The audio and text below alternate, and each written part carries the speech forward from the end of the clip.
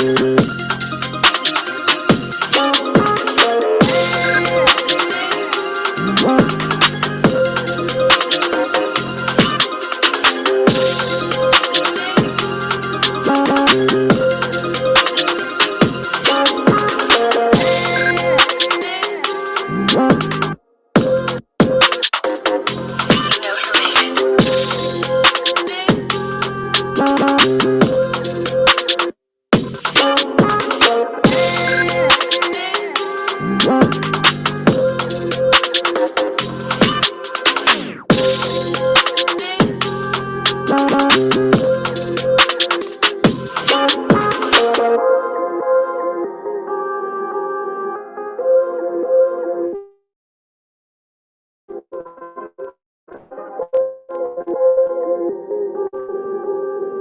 know who made it.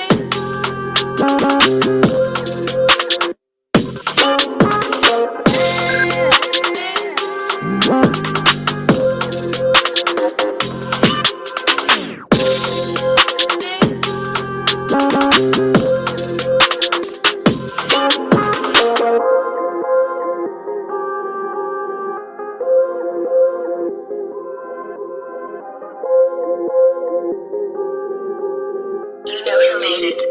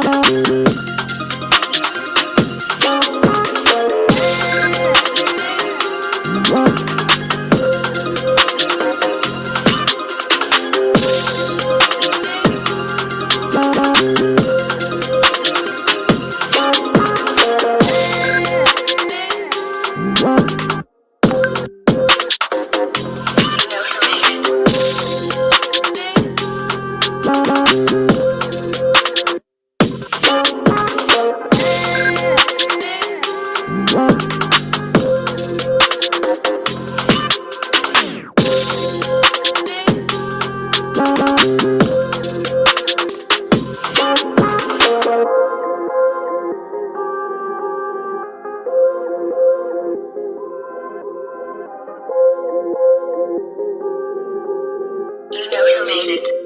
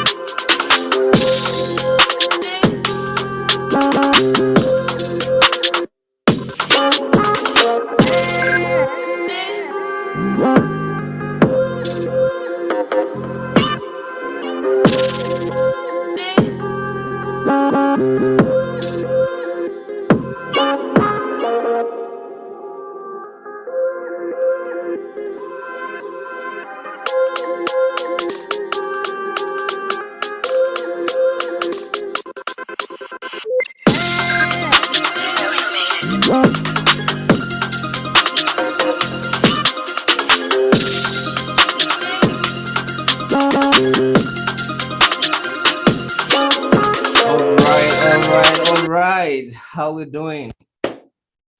Great to have you on the day 2 of I Thrive conference. It's really great to have you on this I Thrive conference. This is the day 2. Just to make sure that you can hear me loud and clear. If you can hear me loud and clear, drop I Thrive 2022 in the chat section right now. All right, if you can hear me loud and clear, drop I Thrive 2022 in the chat right now. Okay, so we're going to be kickstarting. All right, we are going to be getting started in the next few minutes. So do us a favor right now, share this with your friends, share it with your enemies. All right, the promise there is that once your enemies or your enemy, if they are one, can be on this platform, great. I can see that you guys can hear me loud and clear. Thank you very much. Thank you very much, Njubo Kwawizi. All right, Kwawizi. I hope I pronounced your name very well. Thank you so much for joining in. So I know, where are you joining in from? All right, I was saying something like, make sure you share it with your friends, because when you share it with your friends, it helps. But when you even share it with your enemy, they will know better. All right, they will think better, then they will know better, and they will definitely become your friend. All right, so hello, Chuene Manaka. Chuene Manaka, great to have you. Tell me where you're joining in from right now. All right, tell me where you're joining in from. I'm in the city of Lagos, Nigeria right now, but I want to know where you are joining in from. All right, so while we allow others to join in, I'm just going to allow you to enjoy the music on the background, and we're going to kickstart in the next 2 minutes. All right, in the next 2 minutes, and we get going. All right, so you know, this event is put together by Diama Academy, the Ayobami Mindset Academy, and we are focused on helping people build the right mindset for productivity in all spheres of life. So if you know you really want to build something, you want to get better, this is the academy that you want to belong in.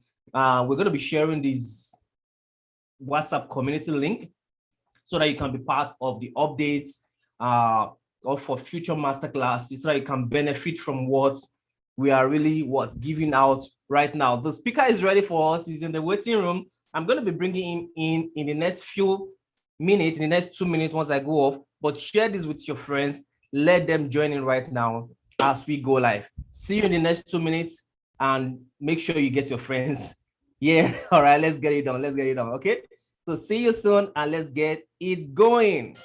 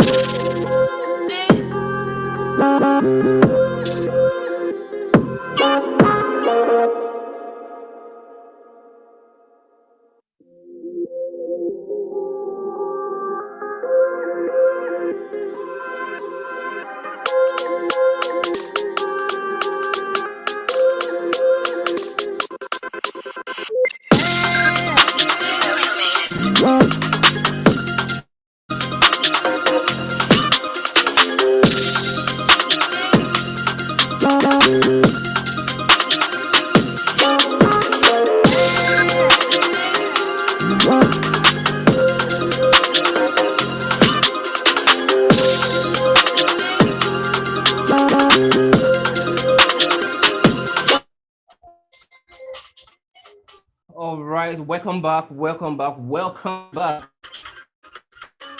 Oh, okay, all right. I was monitoring on my device as well to make sure that you guys can hear me loud and clear, and that I know right now. Let's get on. So I'm going to be bringing in our speaker right now. All right, and let me put him out there. All right, our speaker is going to be coming live with us. He's going to be sharing some great value with us. So I want you to get ready. I want you to know that tonight is going to be an awesome section, because yesterday was massive, because we had a lot of information from the aspect of building a global extraordinary mindset. Let me make sure I'm in. All right, I want to make sure that you guys are hearing me. Okay, great, awesome.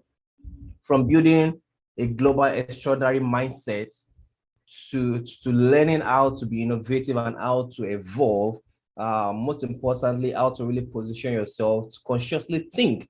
Then we evolve into having to understand that you are a what? You are a knowledge worker. You can use what you know to go out to the global market to learn.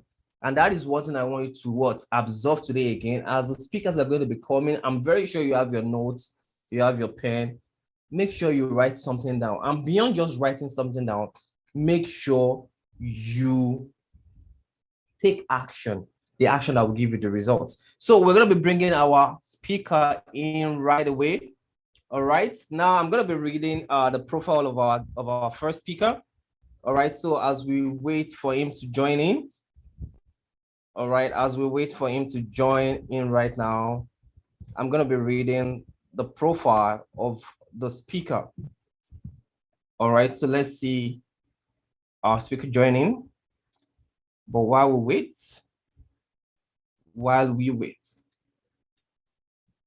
all right, let me see. Awesome. Okay. Let me make sure in the house. All right, so Mr. Musa, you don't need to come live yet first. All right, so I just want to read your profile, then we can get started. All right, so as I said, Mr. Musa Olatunji is the CEO. All right, let me just mute that. He is the CEO of Bimo Global Consulting with 7 years of experience within consulting, National Assembly, banking, manufacturing, logistics, oil and gas industries. Presently, he has managed youth-driven projects worth over $1 million across African countries with different multinationals and local organizations in creating sustainable impact and profit. Musa is a MAPOLI alumnus from the accounting department, Harvard Business School, online business lesson cohort, Accra Business School graduates, and African Middle Eastern Leadership Institute, AMEL, with professional membership from Institute of Credit Administration, Nigeria Institute of Management Chartered, and World Safety Organization, among other institutions.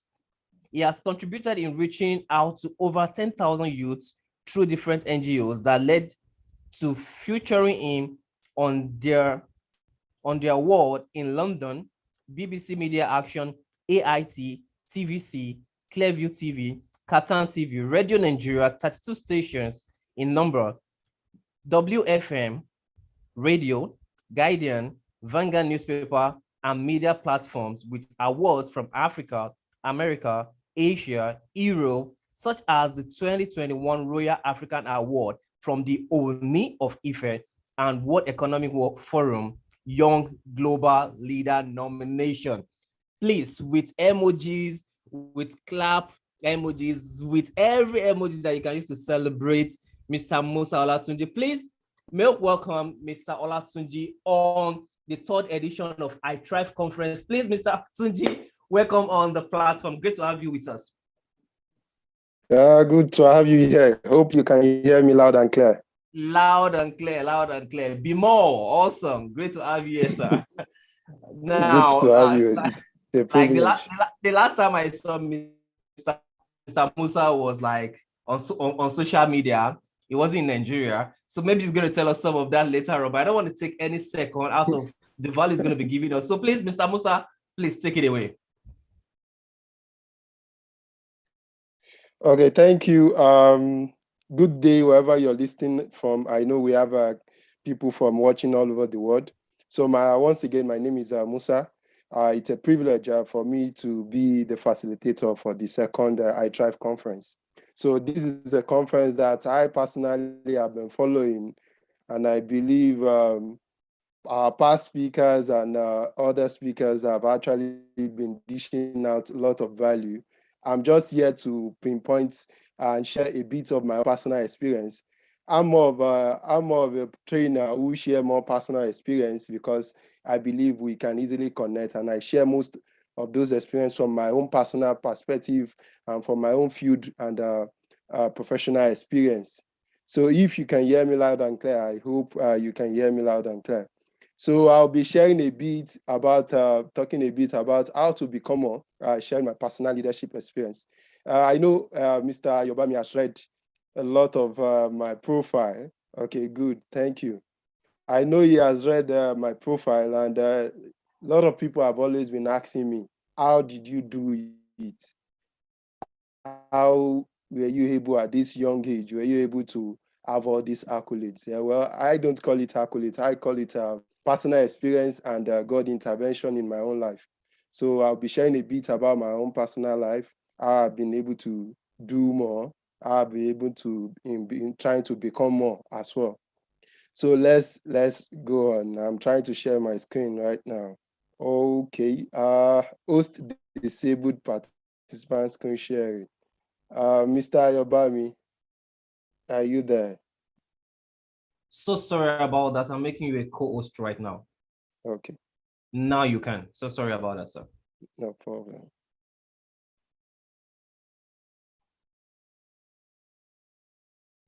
I hope you can see my screen now. Yes, I can. Okay, good.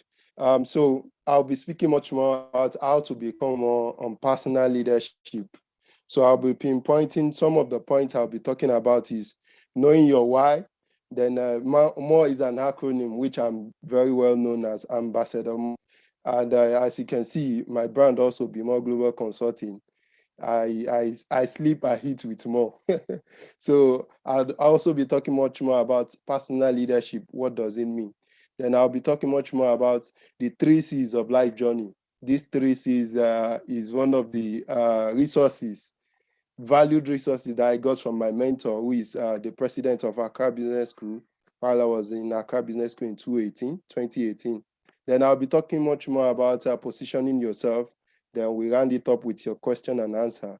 But let me say this: I'm much more curious about your questions, because I believe as a trainer or as a facilitator, you can't really you can't really solve different patient headache or different patient sickness. So until that patient tells you that, okay, this is actually this is actually the pain, this is actually the symptoms, that's when the doctor will be able to know, okay, this is a drug to prescribe, or this is the type of thing to do to solve that sickness.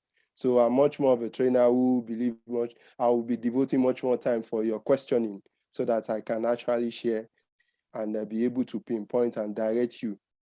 So let's ride on with our little time we have. So knowing your why, this is simply the why questions. So to position yourself for influence, you must be able to answer your why, which is your who, what, when, why, and where. to help you figure out how important you're going to know how you're going to position yourself. Then this rule, we are talking about the major players who are the owner, personnel, advisors, customers, competitors. As a young person, if you really want to know, you really want to position yourself, you really want to take a leadership position, you really need to know who you are first, the skills you possess. So you really need to know who you are. And in knowing who you are, you need to discover your purpose. When you discover your purpose, that's when you can really know how to position yourself, how to know who you are. Then you take shape. Your life will start taking shape in the right direction. Then you need to know what. In knowing your purpose, you'll be able to pinpoint, okay, this is the essence why God created you, because every human being on earth is created to solve a particular problem. We are designed uniquely to solve that problem. Not everybody is designed to solve whatever problem you're meant to solve, you're designed to solve. So when you discover your purpose, you'll be able to know when is the particular time to solve this particular issue, this particular problem. Then also your why, you'll be able to know why your essence on net. What is the why? Because when you're able to connect all these things, the who, the what, the when, and why, then you'll be able to pinpoint yourself to know where exactly you need to be to solve this problem. Then also, it is very, very important that my internet is saying unstable. Sorry, I don't know if you can hear me, if you can still hear me loud and clear. Then also, finally, you'll be able to know how. But this has always been the issue of we young people. I'm also still young. Don't look at the profile. I'm also very young. You'll be able to know how. How will you know how? This is when you look for mentorship. This is when you see clarity. But most of we young people, we don't tend to give ourselves, we don't tend to be humble to learn the practical know-how of knowing the how to position yourself. So this is just brief about the knowing your why. Then the next we'll move to, I said earlier that MORE is an acronym for me personally. MORE stands for making yourself occupied and relevant in your environment. And how have I been able to be doing this? I've been able to do this, come up with these acronyms when I looked at my life, how I grew up from the streets. I personally, let me share a bit. I grew up from the streets in Lagos State, Ogba, precisely Ogba community. And when you look at this community, we looked at young people at my own age range who have been able to position themselves, and we look at larger numbers of young people from my old age range who have been a product of the environment, who have been misled due to different devices, because this environment is very vulnerable enough for young people to be misled. So I came up with this acronym, doing more, becoming more, making yourself occupied and relevant in the environment. Then when you talk about personal leadership, what does personal leadership means to you? It might mean different thing, but to me, personal leadership is about taking charge of your own life and responsibility. I took that responsibility of designing who I am today, and with leveraging on different resources that God has actually created. I took that decision that no, I will not be part of those young people that will be a bad egg in the community. I will actually be one of the positive influencer in my own community, not just my own community, also a global influencer, doing amazing things and inspiring a lot of young people. This is a personal responsibility to me, and it's leadership simply to me means responsibility. So part of growing as a leader is to always be ready to expand your capacity and strength. It is also about having the courage to speak up even when you are not sure of yourself. Sometimes as a leader, there are some situations that you find yourself, you just have to speak up for your people, being the voice for the voiceless, despite knowing the risks attached to it. This is personal leadership to me. Then let's move on to the 3 C's of life journey. Like I said earlier, My 3 C's of life journey is actually gotten from, it's one of the most cherished resources that I got from my mentor, Bishop Gideon Titi Ofe from Accra Business School. Bishop Gideon Titi Ofe is one of the leaders that talks about leadership a lot. And while I was in Accra Business School in 2018, he made mention of this 3C, and which have hold so important to me, and it has actually shaping who I am today. So the very first C is the conviction.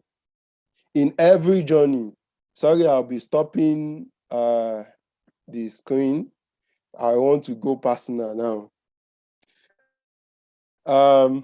The conviction is very, very important. When you want to take a life journey, or you want to take a decision, you want to go into a particular destination or a journey or a trip, you need to be convinced enough for you to take such step, for you to take such bold step.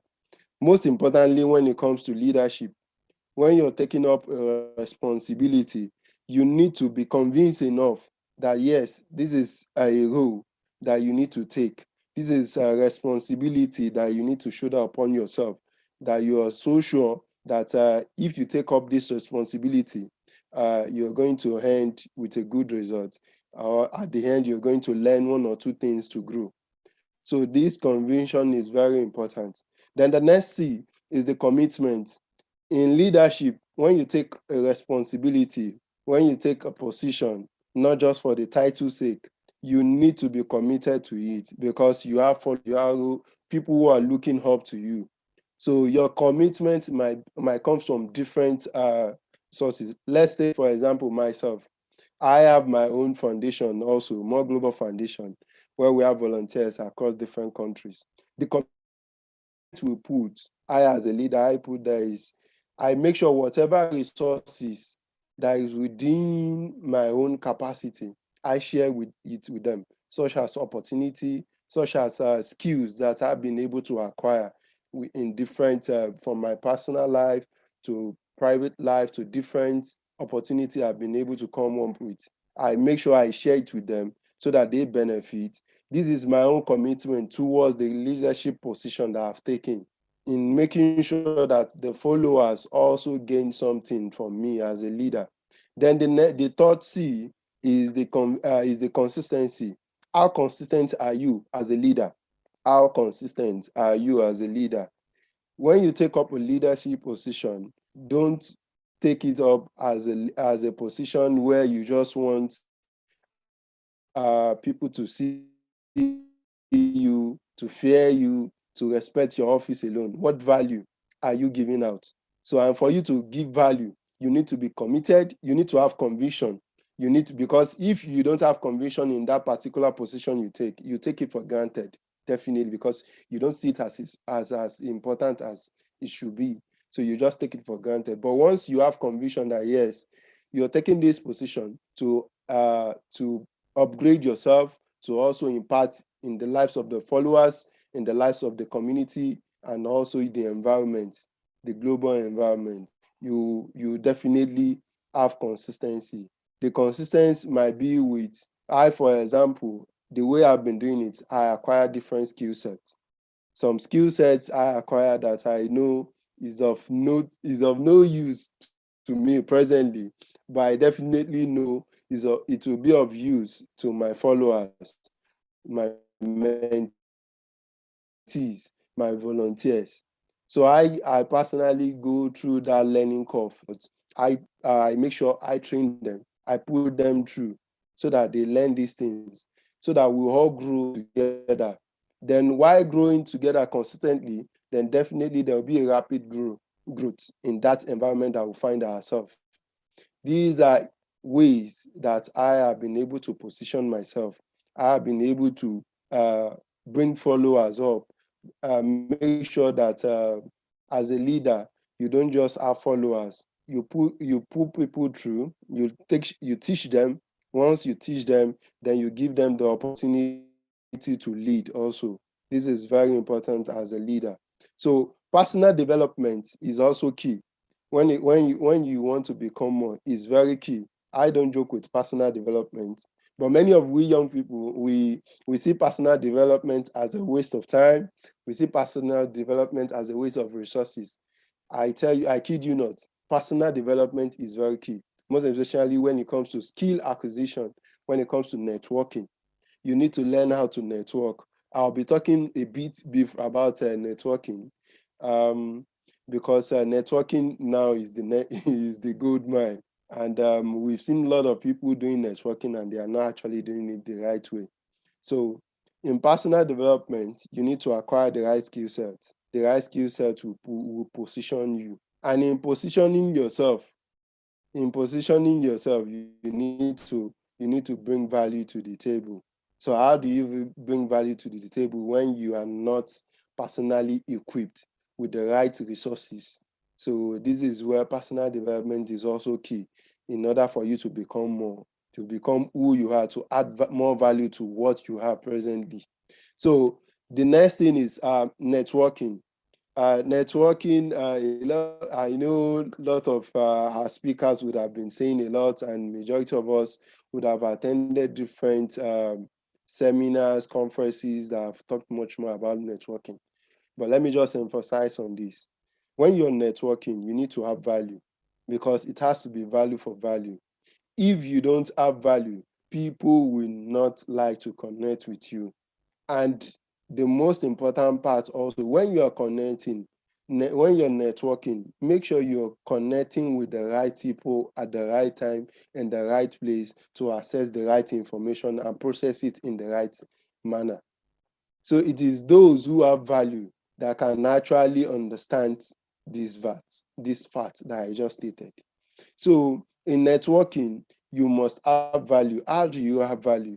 You need to take serious your personal development, your goals that you set, the skills that you want to acquire. Then from there, you start positioning yourself in becoming a global relevance person, in becoming a global relevance influencer, whatever you call it, be it influencer, be it your own personal lifestyle, be it celebrity, be it you just being a low-key person like me. So I'll be dropping a bit, I'll be stopping a bit here, but nonetheless, I'll be talking much more about how do you position yourself. I know we have limited time, so I'll be talking much more about how do you position yourself. To position yourself, these are the things that you need to do. Being able to sing, heard, and rewarded for who you are, your unique set of talent, gifts, and skills and ability. And while you work with clients, teaching them positioning strategies so they get influence and impact, they want and deserve. There is a secret that most people, but who would prefer to forget. But that one truth can bring you down to your need. And what are we talking about in positioning yourself? The thought of making an ask. Yes, ask is also an acronym. Ask is simply ASK, but an acronym. Asking for what you want can be scarier. Your palm gets sweaty, your voice change, and you may even start to feel quaky in your voice. Making an ask might even unneed the "I am not good enough" mantra that a lot of young people usually say. If you don't ask, how do you get? So in positioning yourself, it is very important that you ask. And what's the ask? It's an acronym. Always seek knowledge. When you seek knowledge, you start positioning yourself strategically in getting the right thing and at the right time in the right place with the right set of people with the same set of people who has the same growth mindset like you. So when you make an ask, there are two things that will usually happen. The next time you are going to make an ask, I want you to stop and do two things. Ask yourself, what am I afraid will happen if I make an ask? Do I truly believe I can have what I want? There are times when I haven't liked the answer, but I discover why my ask might reposition myself. Sometimes when you ask people for knowledge, when you seek knowledge, you get rejected. Don't feel bad. Don't feel bad. You are the one who knows what you want to achieve. So definitely you shouldn't feel bad. You should feel much more motivated to keep asking the right question at the right place in the right manner. So once you keep doing that, you keep equipping yourself with the right skills on how to communicate, the right skills on how to meet and ask questions in the right way from people. When you ask people, when you ask your mentor, let's take for example your mentor, your friends, or anybody might be in your environment. When you ask them in the right way, definitely they will give you a positive response. So don't be afraid to ask. Become friends. Then the number two, become friends with the word no. When you hear no from people, don't let it set you back. Don't let that set you back. I've personally received a lot of no answer from a lot of people where they tell you, no, no, no, no, no, no, I don't have time for this, I don't have time for that. Even with their attitude, you get pissed off, but don't be. You're the one who is seeking growth.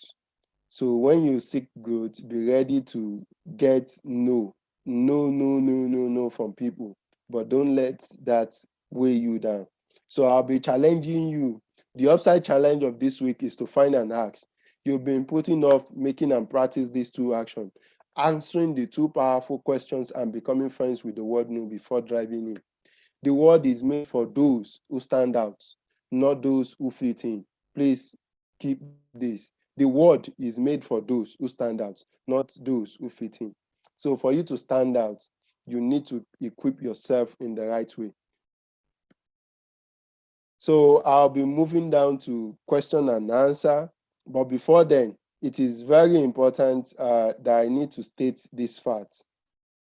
Today, I didn't become who I am today just by reading book, meeting people. No, I become who I am today by discovering myself first. You need to discover yourself, who you are. That's why I started with knowing your why. You need to know who you are. Once you know who you are, you need to know what you have. What do you have? What can you give? Once you know your value, then you need to know where and when. So once you know where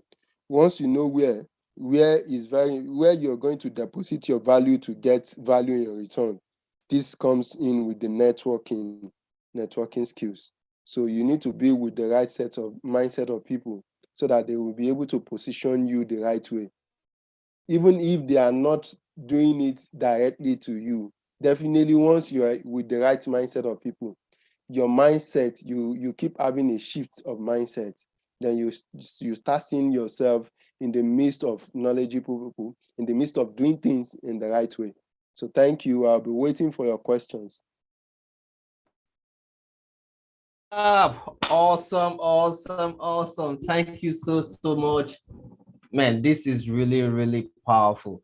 Now, to some of you, my man, we need more. All right, don't worry. That is why you're having the Mr. Be More with us.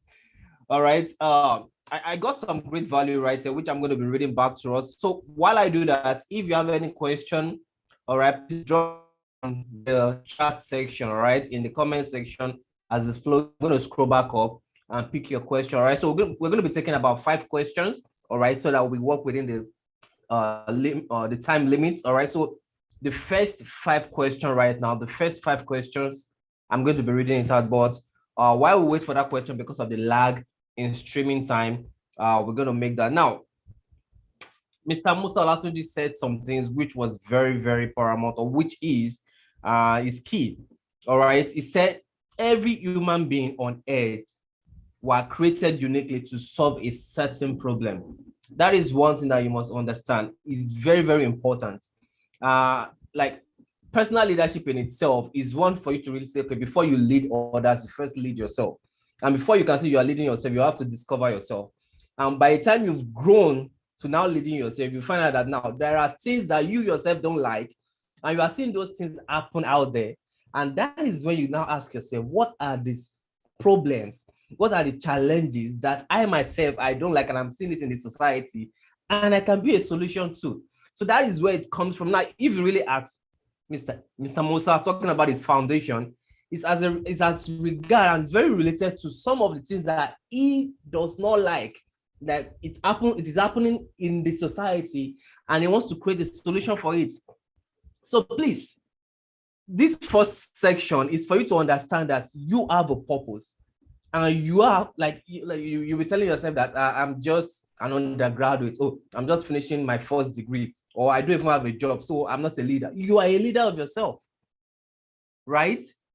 There's this saying that if you know you, actually that is me. Like I came up with that like 2000 and like about 7 years ago. I said, if you know you, you will respect you, right?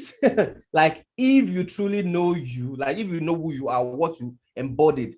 All right, I'm not saying you should think in this direction right now. They said that a kidney right now is what how many million, right? Okay, maybe like hundreds of thousands of dollars, right? I don't know the right figure, but imagine just a liver, just a kidney is what that amount, and imagine that's all those organs in your body. Now imagine the value you've added to yourself. So if you truly know you, you will value you. So do that today. Now let's see if you have some questions on the platform. All right, so I'm just going to scroll up. Oh, let me see. All right, now the first question I'm seeing here right now, Mr. Tunji say, how do one deal with what if syndrome? How do one deal with what if syndrome? Your mic is muted if you want to answer that. Mr. Tunji, can you hear me loud and clear?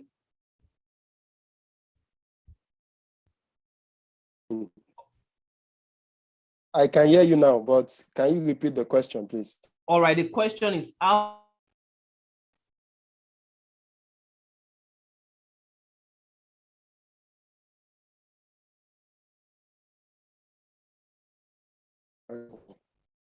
Hello?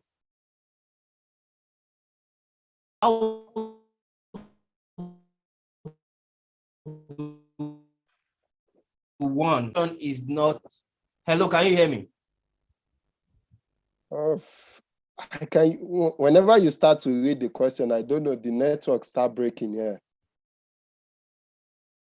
I'm trying to check if I can also check on YouTube myself. But can you hear me? Oh, sorry about that. All right, let's make sure. Okay, that maybe if can you help me to type it on the Zoom so that I can just answer it since I can't go to... Okay, awesome. That is very innovative. Thank you very much. All right, but can you hear me now? Yes. How do one deal with what if syndrome? Okay, good. you see why I said that this is actually one of the questions I always ask. What if it's actually a good question? I'm optimistic, and same time I'm also pessimist sometimes. So because it's very... Yep. Hello. Okay. Okay. So yes, second. What if I kid you not? Huh? I'm also someone who always love to have the questions, what if, before I take any action, because I want to be sure that I'm actually ready for both the positive and the negative side of it. So someone like surprises, don't to cut. I love to know that, okay, this particular action, if I take this action, this is A that will happen. Then this is B that will happen. Then the next question is, am I ready for both results at the end of this? I don't see it as an issue. I think it's being part of a human being. And it is being part of you being ready to take responsibility, because you want to be sure that you're not just blind. You are not just being blind, going straight into an action without thinking it through. So that will be my own response to such question. I can see second question. What practical advice will you give people towards standing out. Okay, for you to stand out, actually, you need to be you. You need to be you. I said it earlier, you need to be unique.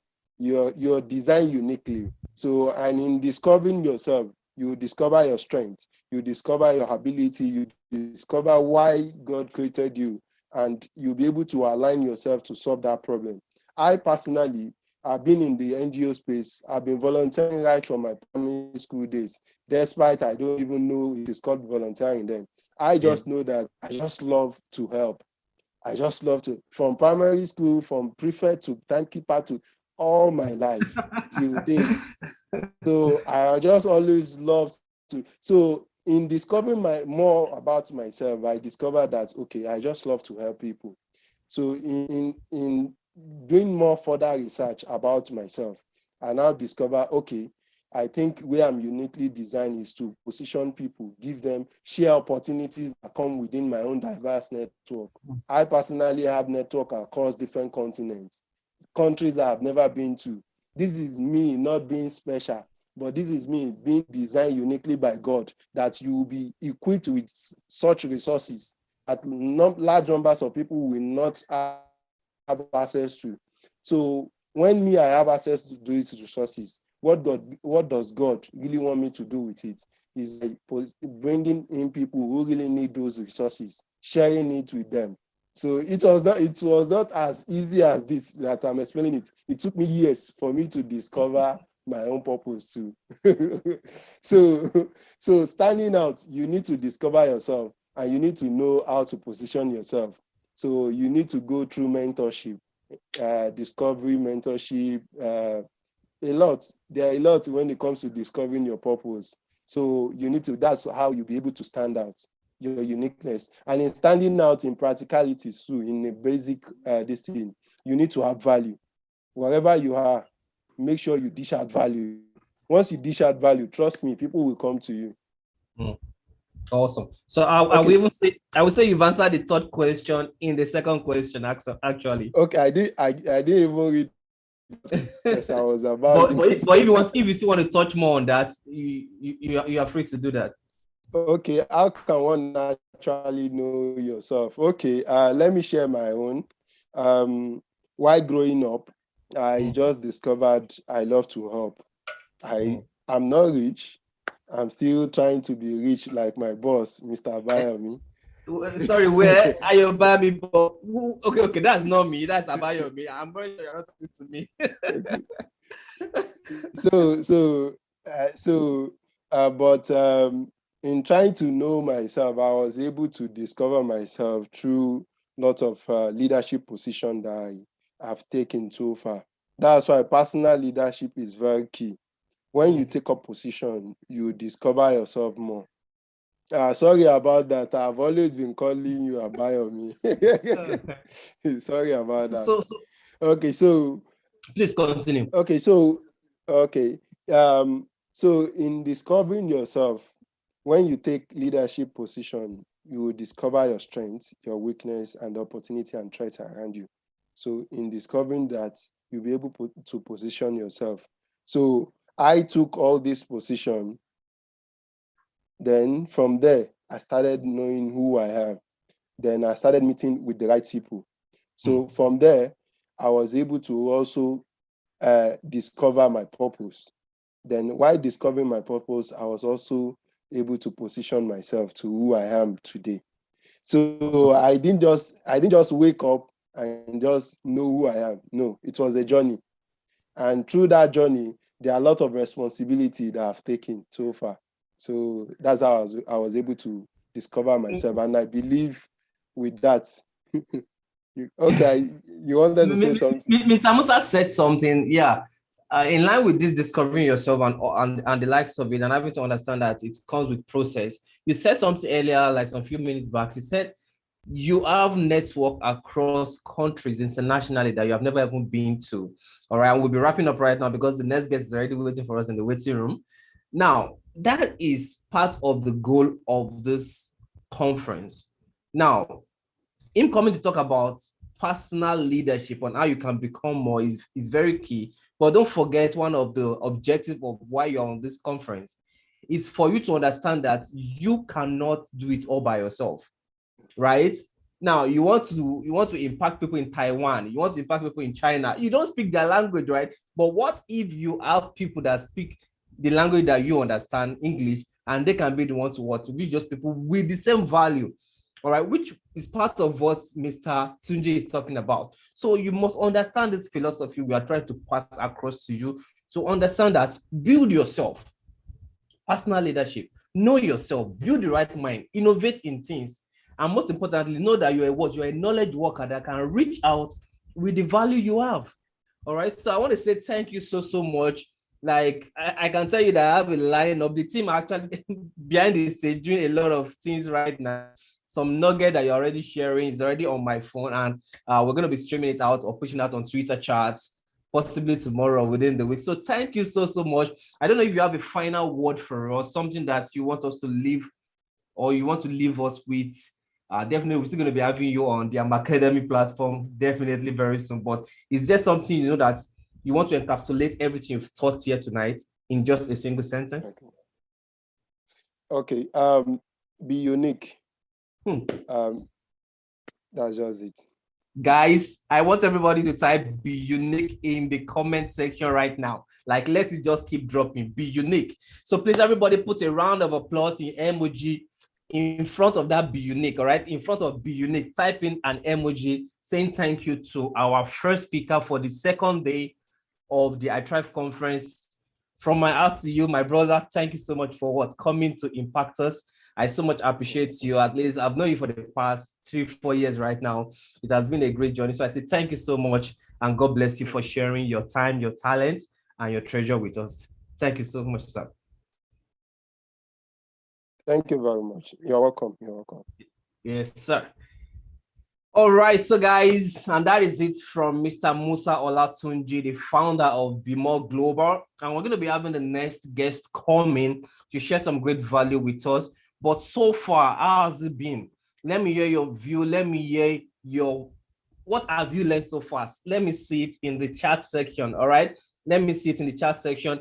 And kindly subscribe if you've not subscribed to this YouTube channel. And we're going to be giving more value, some micro content that will help you understand better in all these things that have been taught, right? So share this right now. Let more people join in. Let them learn. And we're going to go all in and all in for people to learn more. So I'm going to bring in the next speaker, and she's superb. Like, have gone through her work, and I can tell you, if you want to build anything sustainable, she is the go-to person. So I'm bringing her in the house right now. All right, let's go.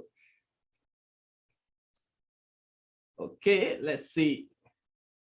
All right, great. So I'm going to be welcoming Amy Gaman, but before she comes live sharing her screen and sharing or talking to us, let me just read her profile, and we're going to be doing that in the next few seconds right now. Okay. So the question is, who is Amy Gaman? All right. So that is what I'm going to be giving to you right now. An awesome speaker that is going to be giving us great value. Now, Amy Gaman is a sustainable development expert, leader, child protection, and gender advocate. She is the managing director, Nuru Nigeria, has volunteered as diversity and inclusion champion with the One campaign and coordinator of volunteers with UNHCR, the UN Refuge Agency. She has garnered honor and awards based on merit, leadership fellowship by Perennial Fellow, New York, recognition for contribution in gender equality by New East Humanitarian Hub in collaboration with the British Council, Humanitarian Ambassador of the Year in 2019, top 6 HR managers in Nigeria in 2014. So guys, this is not just anybody. This is a super lady in the house. And I really want you to really maximize the value that she's going to be giving to us. So guys, with you know the way we do it, right? You know the way we do it. Like in the chat right now, put your emoji welcoming our next speaker, Amy Gaman. You're very welcome, ma'am. Great to have you on this third edition of iThrive conference. Great to have you on the call tonight. Hi, Ayo. Thank you so much for the You're, warm welcome. you're welcome, ma'am. I'm really excited to be here with you guys. Thank you so much. I think I count it a privilege to be here with you, just listening to how you introduced the section yesterday and then how the other speakers were talking about these sections and everything that they were talking about.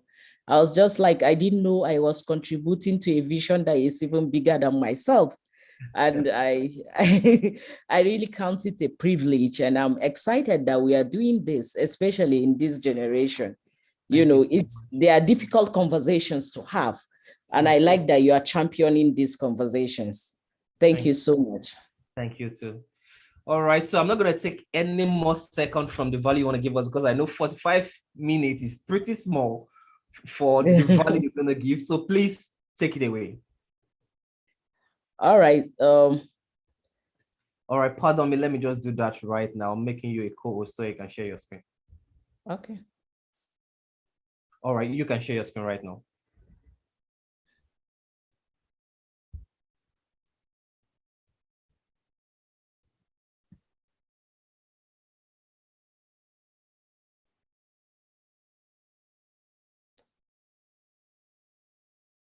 Let me see.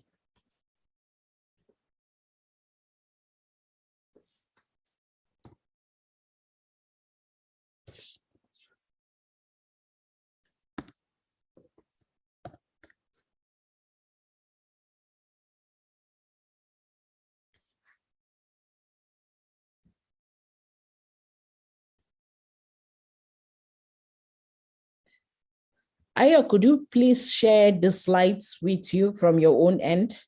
I think I'm having a challenge sharing it from this end. All right, give me some few seconds from here. All right, that's fine. Good evening and welcome, guys. Thank you for this opportunity. I'm excited to talk to you, and I hope that we are going to learn from each other in this section. The topic I will be talking about today is establishing a sustainable lifestyle in the 21st century. When I was given this topic, I was like, wow. Even the topic was even first speaking to me before I even thought of what to say to you guys. But like Ayo said, this is a very short time for us to have this conversation. And I like keeping to time in every discussion that I have. So I would like to take like 30 minutes to have this conversation with you. Then I would take the next 15 minutes to respond to questions from any of you. Establishing a sustainable lifestyle in 21st century. Yes, I can see the slide. Next slide, please. I would like us to define our objective for the section. When we talk about lifestyle, when we talk about sustainability, when we even talk about establishing something, what do we want to take away from this section? That's the most important component. What do you want to take away from this section? For me, what I want from you is that you have a clear understanding of the discussion topic and you'll be able to adapt a more sustainable pattern of living. And when I'm talking about adaptability, I'm talking about switching from one pattern to another pattern of living, and which is quite difficult, as we can tell, not even just as not just because we are talking about a difficult topic today, but because of what our generation has placed in our hands. So this is the objective I intend that we meet. However, the objective cannot be achieved in a day. It has to be taken a step at a time. I remember that yesterday in one of the comments of Ayo, he was talking about the 10,000 hour rule and all of those things. So you have to be intentional and deliberate for us to achieve this. Next slide, please. All right. As a means of introduction, I would like to just define some key terms in the topic. And one of the key terms that we have there is lifestyle. And whenever you type lifestyle online, you begin to see a lot of things, a lot of definition comes to mind. A lot of people talk about like exercise, talk about health, talk about financials. A lot of people talk about like values, ideologies, and all of those. However, for this evening, what I want to talk about, I want us to define lifestyle in the context of values and ideas, in the context of norms that makes us people, in the context of everything that we do that builds you to be a person as a human. And one of the major things that makes us human beings is what we attribute to nature and nurture. And I knew that when I was listening to one of the speakers from Cyprus yesterday, and he was talking about the psychology of existence. So one of it is when you talk about nature and nurture, you're talking about, when we say nature, we are talking about what is our innate ability, what has the supreme being, or whatever you believe in, whether it's God, whether you believe in Allah, whether you believe in a deity, but that supreme being, that universe, that higher self of you is your nature, right? It's whatever the higher self has inputted into you, that's your nature, the innate ability you came into this world with, the defining ability, the definition of your existence, what we think about our extraordinary selves. In some contexts, we talk about it as the soul, which is the essence of our existence. And the connection between our soul is only between the soul and the higher being. Then the other part is nurture. And nurture is what our environment has provided for us, what your environment has given you, whether it's family, whether it's the ethnic group that you're coming from, or whatever the environment offers to you, educational background, the privileges that you have, whether you're born with a silver spoon or you're born without a silver spoon, whether you are in between, whatever the environment around you has provided for you, it's able to shape your principles, your values, your goal in life, which is basically your lifestyle, the way your carriage, the attributes that you possess, your attitude and everything. It's being shaped by these two components, which is nature and nurture. Now, this is very important. It's important for us to be able to define this term. Just like I said, when you go to Google, when you talk about lifestyle, it doesn't give you a holistic picture. It always gives you like the health components, like the mostly the health component. And it is very important that when we look at the definition of lifestyle, we take it holistically, because it talks about everything about you, how you respect time, how you behave, everything about you, how you dress, how you speak, everything. That's your lifestyle. When we are talking about sustainability, from the place where I come from, in the development context, when we talk about sustainability, we talk about social economy, we talk about environment. Those are the things that we put into place as component of sustainability. But in the context of this conversation, I would like us to look at sustainability as a level, as a rate, the level, the rate, the pace of what you do as a person. And the most important part of it is consistency. Whatever you are able to do consistently for a certain period of time is something that you have sustained for a very long period of time. And this is difficult. You know, a lot of times what we deal with as young people is questioning our mindset about consistency and precision. You will get to a level in sustaining a certain kind of lifestyle that now it becomes not just consistent, but it becomes like your own personal precision. You know, let's say, for example, when you're talking about technology now, and you're talking about all the Apple, the Mac, and all of those things, When you think about Apple, what you think about that brand is innovation. You begin to think about innovation, you begin to think about consistency too. You begin to think about like the precision, like always first. When you're talking drinks, you begin to think of a drink like Coca-Cola, a beverage that has been sustained over several years with a unique taste. You think about its uniqueness in terms of taste and how refreshing it is. So that is sustainability, consistency, and precision. You have to have an identity as a person. When you talk about lifestyle sustainability, you talk about people's value, you talk about their norms, you talk about their principle, then you talk about how they consistently are able to take care of this, how they are consistent about this, how they've been able to sustain it. I'll just say, like, for Ayo now, I knew him as a coach, not lifestyle coach, as a mindset coach for over some years now. And that's what I know him for. That's consistency, that's who he has established himself to be.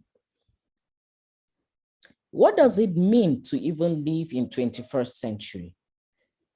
It is, whenever we talk about this 21st century, we ideate it as just a very simple component of our existence. It's just like transitioning from the millennium, like transitioning from 2000 to 2001, and we find it like it's just a simple transition. But to be truthful with you, I will say for our own generation, it is very difficult. For me, when it comes to definition of 21st century, it is broader than what we imagine. It is bigger than what we imagine.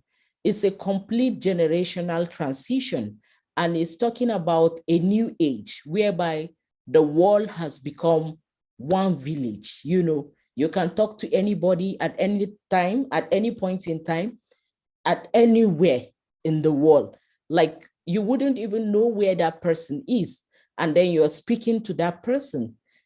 So it's a huge concept that none of us, that is beyond even our imagination. I will try to break it down in the later slides.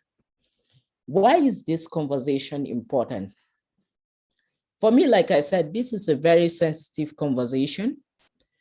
This conversation is important, especially right now, when we are undergoing change, when the world needs to adapt, when we transition, when we have had several difficult times. First, we had the situation of COVID. In Africa, one thing that I know that is common with all of us as Africans is when we talk about diseases, epidemics, and all of this, we know they exist and they live with us. Whenever it comes up, we'll begin to say, shake it off. Let's shake it off and move. Let's shake it off and move. But the time of COVID was a terrible time for us, even as Africans. Yes, it might not have affected us as much when it comes to the health aspect, but it has affected and impacted on us heavily when it comes to the economic perspective. A lot of people lost their jobs. Across Africa, millions of Africans have lost their jobs within this period. Apart from just losing their jobs, a lot of people lost their businesses.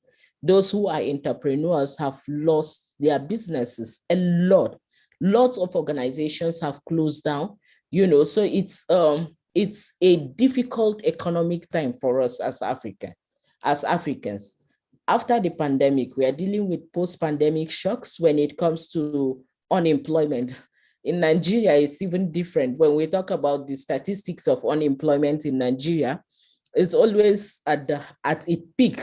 So imagine that now we even have an excuse to be unemployed. There is an excuse for the people in power not to employ us. The other part is the Russia-Ukraine war, whether we like it or not. We are a consuming economy, and Nigeria is the third highest consumer of wheat in the whole world. We are the third highest, and we import wheat from Ukraine.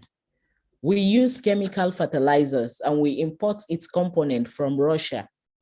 Currently, as at last year, some farmers, when we speak with farmers, they told me that they bought fertilizer at 15,000. As at this year, we are talking 28, 32,000.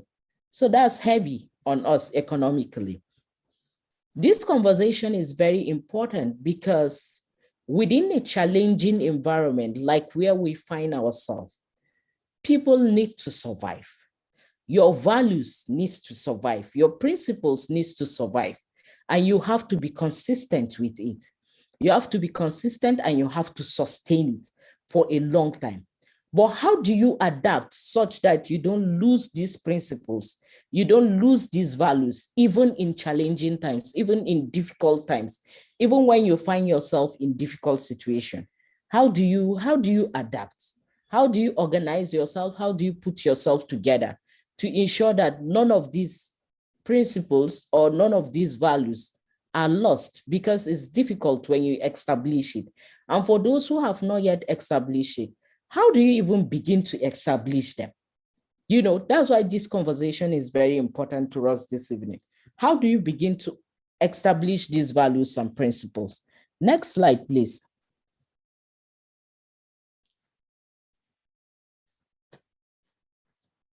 Yeah, so to establish these values and principles, what component of our lifestyle needs sustainability?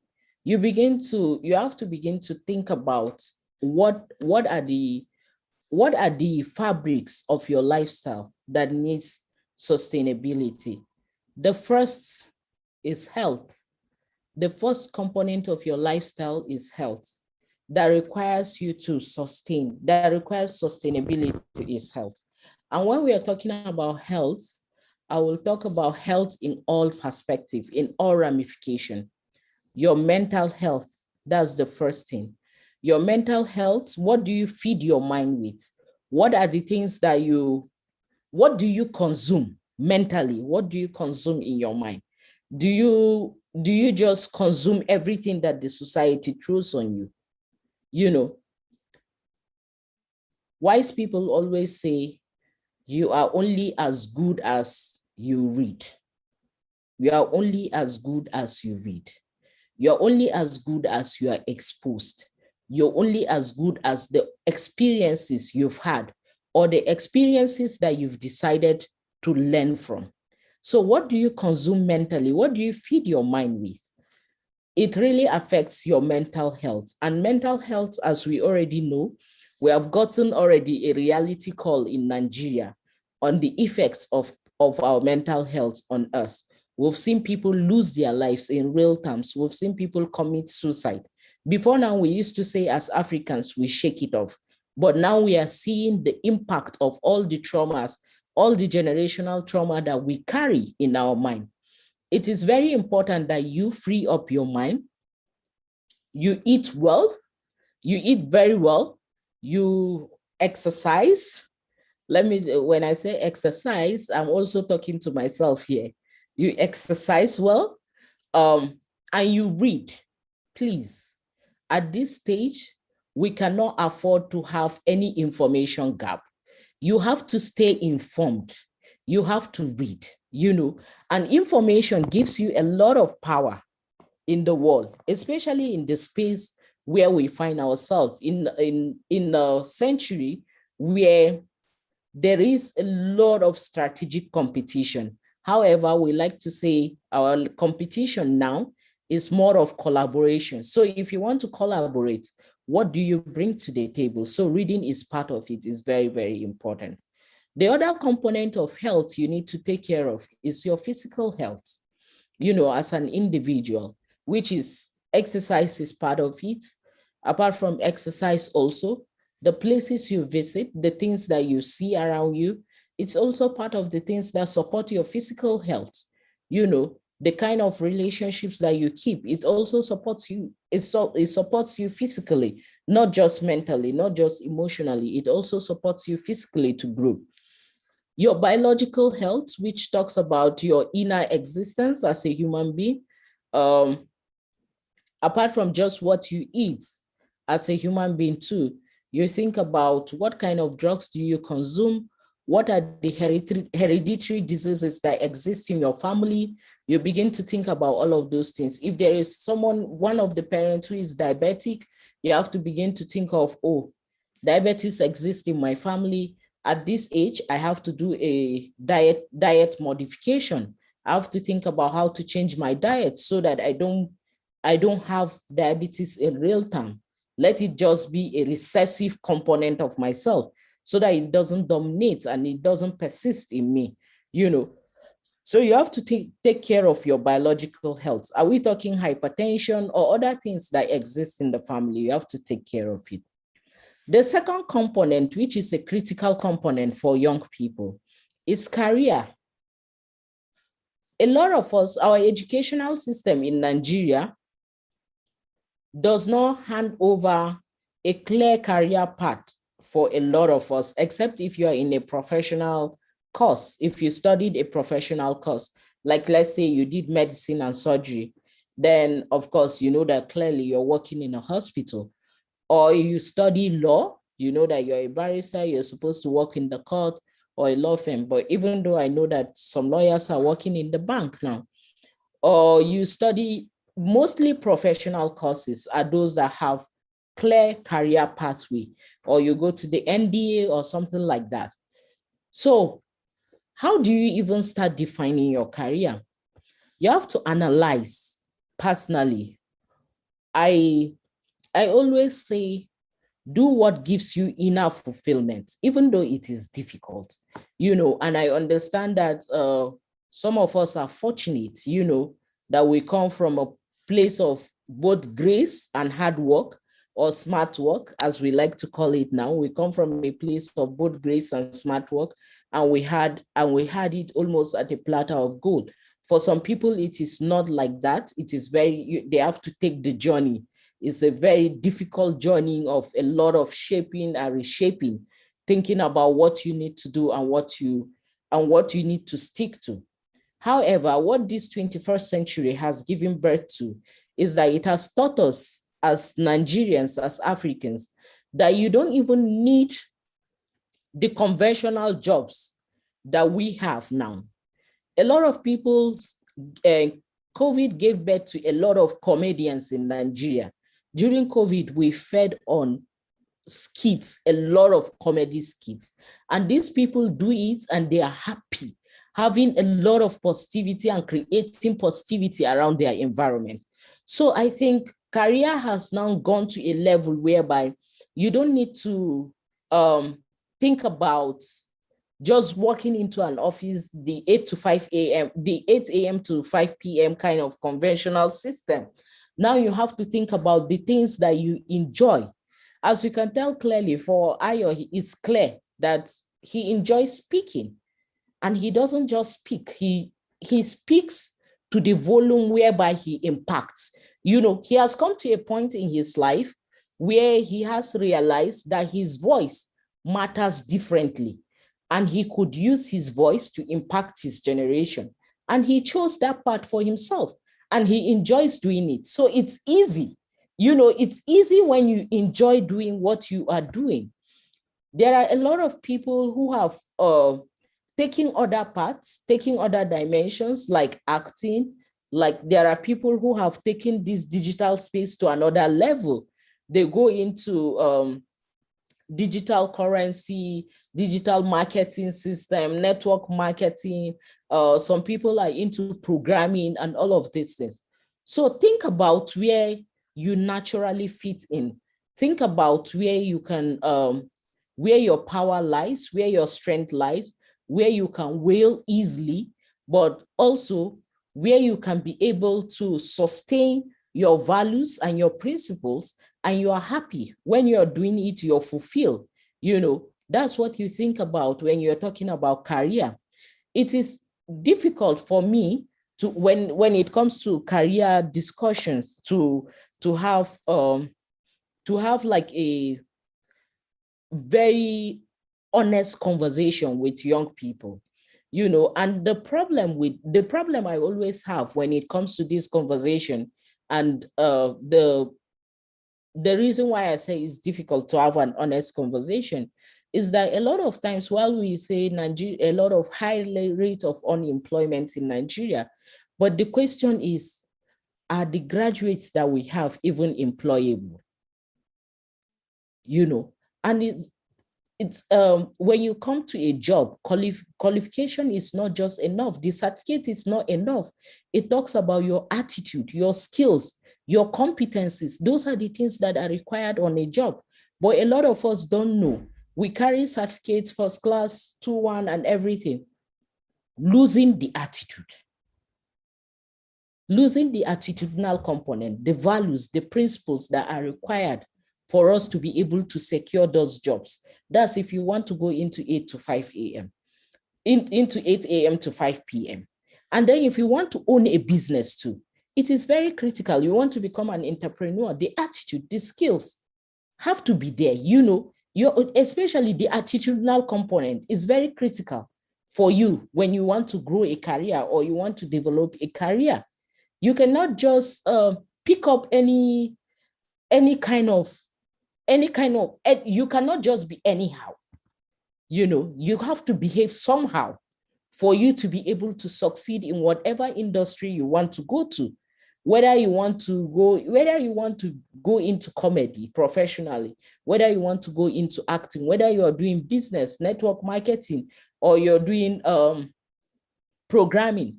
Your attitude to work is very, very important. It's a critical element to what you do. And that's why I said sometimes I find it difficult to talk to people. I recall that I had an interview with someone and we were having a discussion, and the person was telling me about the skills and everything that the person had and all of those. Everything was perfect until we started running our checks. And then we went to the social media page of the person.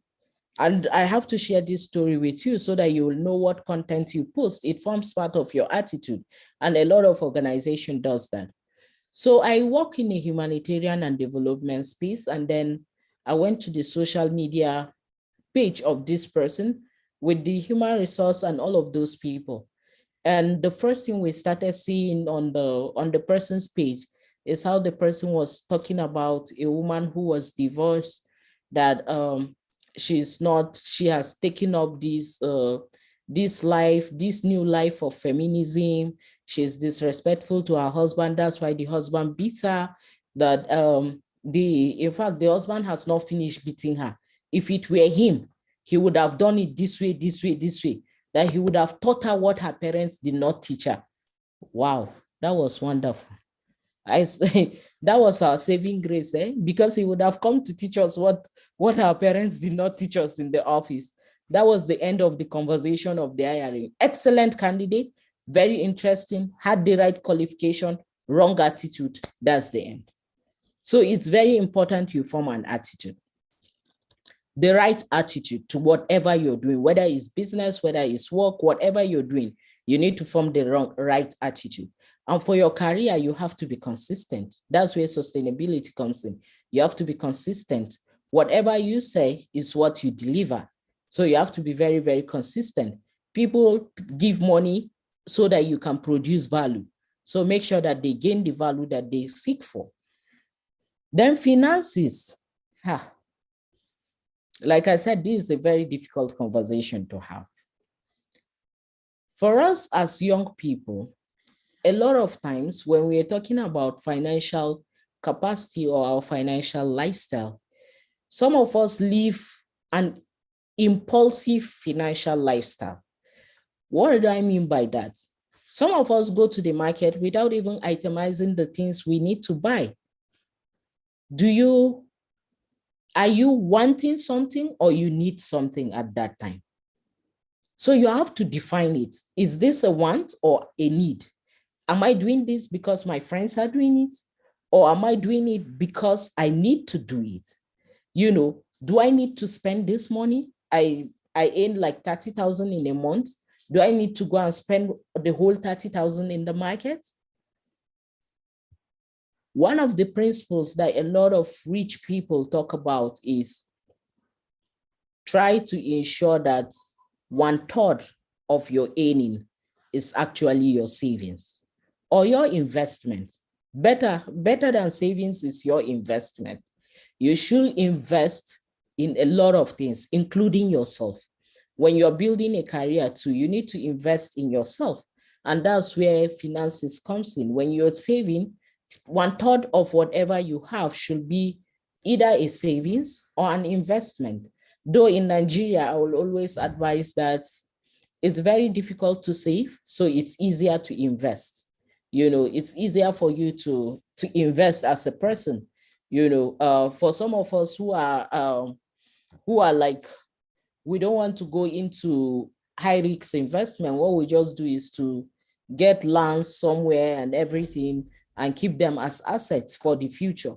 But the truth is that you need to invest. You need to create another channel of wealth. You don't need to stick to one channel of wealth. I will always make reference to Ayo. Where did I meet him? I met him. Of course, he's a mindset coach, but I met him consulting for an organization that I was also going to consult for. The both of us were consulting for that organization, of course, paid consultancy. That's a side hustle for us, another side part of income. And a lot of times, sometimes I'll write a message to him. There was a time I wrote a message to him, please teach me another way of making money. Teach me about this new digital finance that you people are talking about. Tell me about crypto. Tell me about all of this e-money that people are talking about and making money with them. And he invited me for a training. So I think you need to invest as an individual. You need to invest your finances. Family problem will never end. If it's not an emergency, it doesn't end. You understand? And buying clothes will never end. Gucci will not close down today. When we get to that stage, we are going to buy Gucci, we are going to buy Louis Vuitton. But for now, we need to invest. We need to build a capital base for ourselves. Because if we don't build a financial capital base for ourselves, then that means you will not attain self-reliance. And what it means is that you will lose your financial resilience. You will not have the ability to be financially stable. And it's very important for you in terms of lifestyle sustainability, in terms of even your mental health. If you don't have money, for me, sometimes when I'm broke, I get sick. So it's very important that you manage your financial resources very well. The last component is partnerships. I was saying earlier that the new competition that we have as young people is collaboration. You have to build network around you. You have to build, not just building the network, try to, as much as possible, sustain the network with the right attitude. Do not just build the network around you, but you need to sustain those networks with the right attitude. What value do I provide for this particular person? How do I sustain the value that I provide? What do I need to change about myself for me to also earn certain values from this person? You have to define those partnerships. You have to look at them and then think about how you can strategically partner with a lot of people. Do not stay in your niche. Do not just think that I studied medicine, that's the end, that's where life begins and ends in medicine. No, go outside the wall of medicine. Learn about other people's world, other professional world. Think about when you come to a table of conversation, be very versatile and be confident when you're speaking. Create and sustain the right partnership. I always say after 10 minutes of conversation with a person, I know deep within me if this is going to be a lifetime of partnership, if it's going to be a lifetime partnership, or it's going to end on this table. You have to define it for yourself. It's not every caricature that you begin to bring into your own space.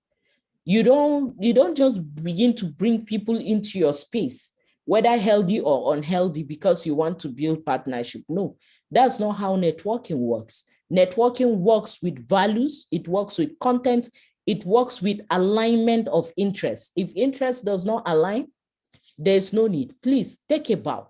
If something is going to breach some of your principles, please take a bow. It is not a healthy partnership. I've had an opportunity where a state government wanted to partner with my organization, and they're bringing in a good sum of money for us to partner with them. However, when they presented those sum of money and said they want us to partner with them, they told us that we were going to return 30% of the money to them. 30%, yes, okay. So how do we record this transaction of the 30% we are returning to you? Do you want us to build a receipt? Do you want us to have a memo? How do you want us to do it? They just said, we're going to give you a bank account. You will remit 30%. You don't need to put it anywhere in your books. You don't need to, there's no need to talk about it. We are not documenting anything. Just take as 30% is processing fee. I said, okay, that's great. Now we have a name for this 30%, is processing fee, right? So we can just write and sign an agreement and talk about 30% as processing fee. And you sign and I sign. All of us have agreed that we've established that 30% of this amount is processing fee. It's a huge amount of money they were willing to give us. And we were to give them 30% of it. And they said, no, that the 30% has to just go into the account. It's not, we should not worry about paperwork. Are they not the ones giving us the money? I said, no, we are not having this partnership again.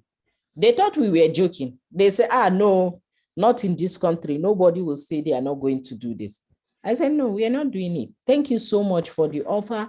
Thank you for recognizing my organization. And thank you for giving us this privilege to serve your people. However, at this point, I think this is where I will take a bow. I'm grateful that our conversation has gotten to this level, something that I have chased for over 2 years. But when it came to the table for us to reach a final agreement, the agreement seems to be to undermine my value as a person, and even my organizational value of transparency and accountability. So, of course, I decided to take a bow and walk away from it. And they were shocked. They were like, did I say we are a local organization? I said, yes, we are a local organization. They were shocked at where we got the confidence to decline such a huge amount, but that's something that you need to do. So even in your partnership, you have to be selective of what you agree to. It's not everything that comes to your table that is money. Sometimes some things that comes to your table actually buys your life. Imagine we signed that agreement, that 30%. It will live with me for the rest of my life. It has become whoever is in that table can be able to, at any point, we've seen politicians now, people are digging out their history, even the things that they did in their 20s. So I cannot undermine where I am going to. It's not about where you are now. It's about where you are going to.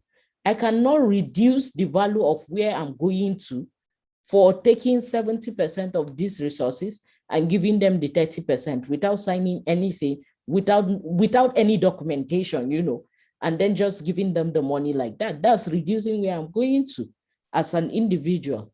Maybe 10 years from now, I might go to another platform that is bigger than where I am now. We've seen the Ngozi Okonjo-Iwealas of Nigeria, who say it's not possible for every Nigerian. It is possible. And she's at that height and nobody is bringing receipts. Nobody is bringing papers to say, this is what she has done. Nobody is questioning her integrity as a person. And whenever such things comes to your table, you should think about where you're going to, not where you are now. Please define and establish a standard for yourself, value, and be consistent about it. How do we sustain our lifestyle? The first component is self-awareness. Who am I as an individual?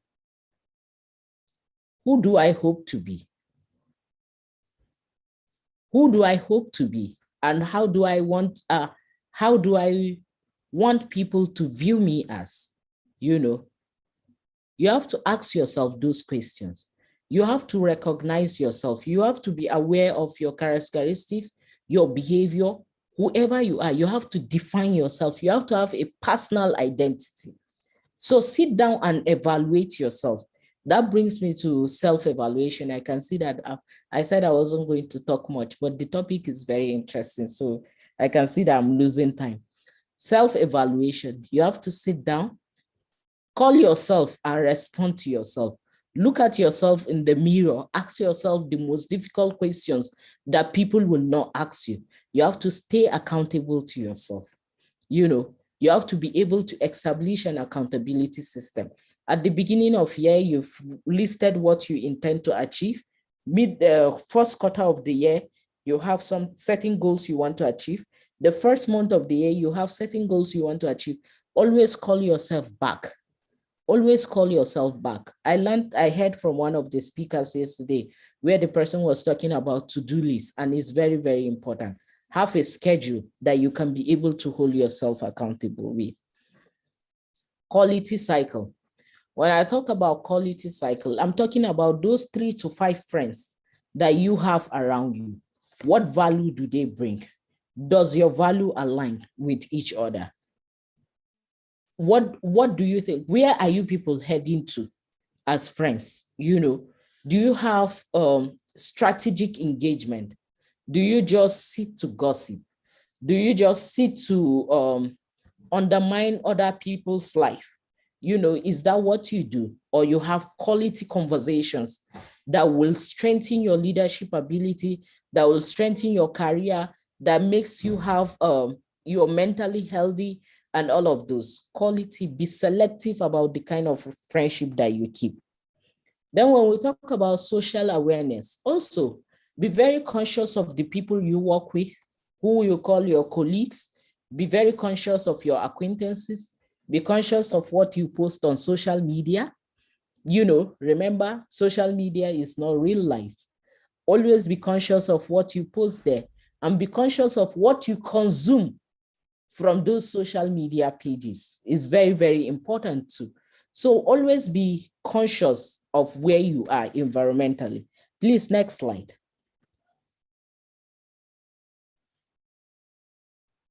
All right, thank you so much. Before I will ask if you have any questions or answers, I will just say that when I was saying 21st century is a difficult generation, it's a difficult place where we are, especially for us in this generation. I'm talking about the fact that we have left an era, right, which is very transactional. The 90s, that is about 1,000 years now. We have left the era of the 90s. Some of us were born late 70s, some of us in the 80s, some of us in the 90s. So within this whole from 70s to 2000, we are in a transition era, so you are a transitional generation going into a new generation of 2000, which is very transformative.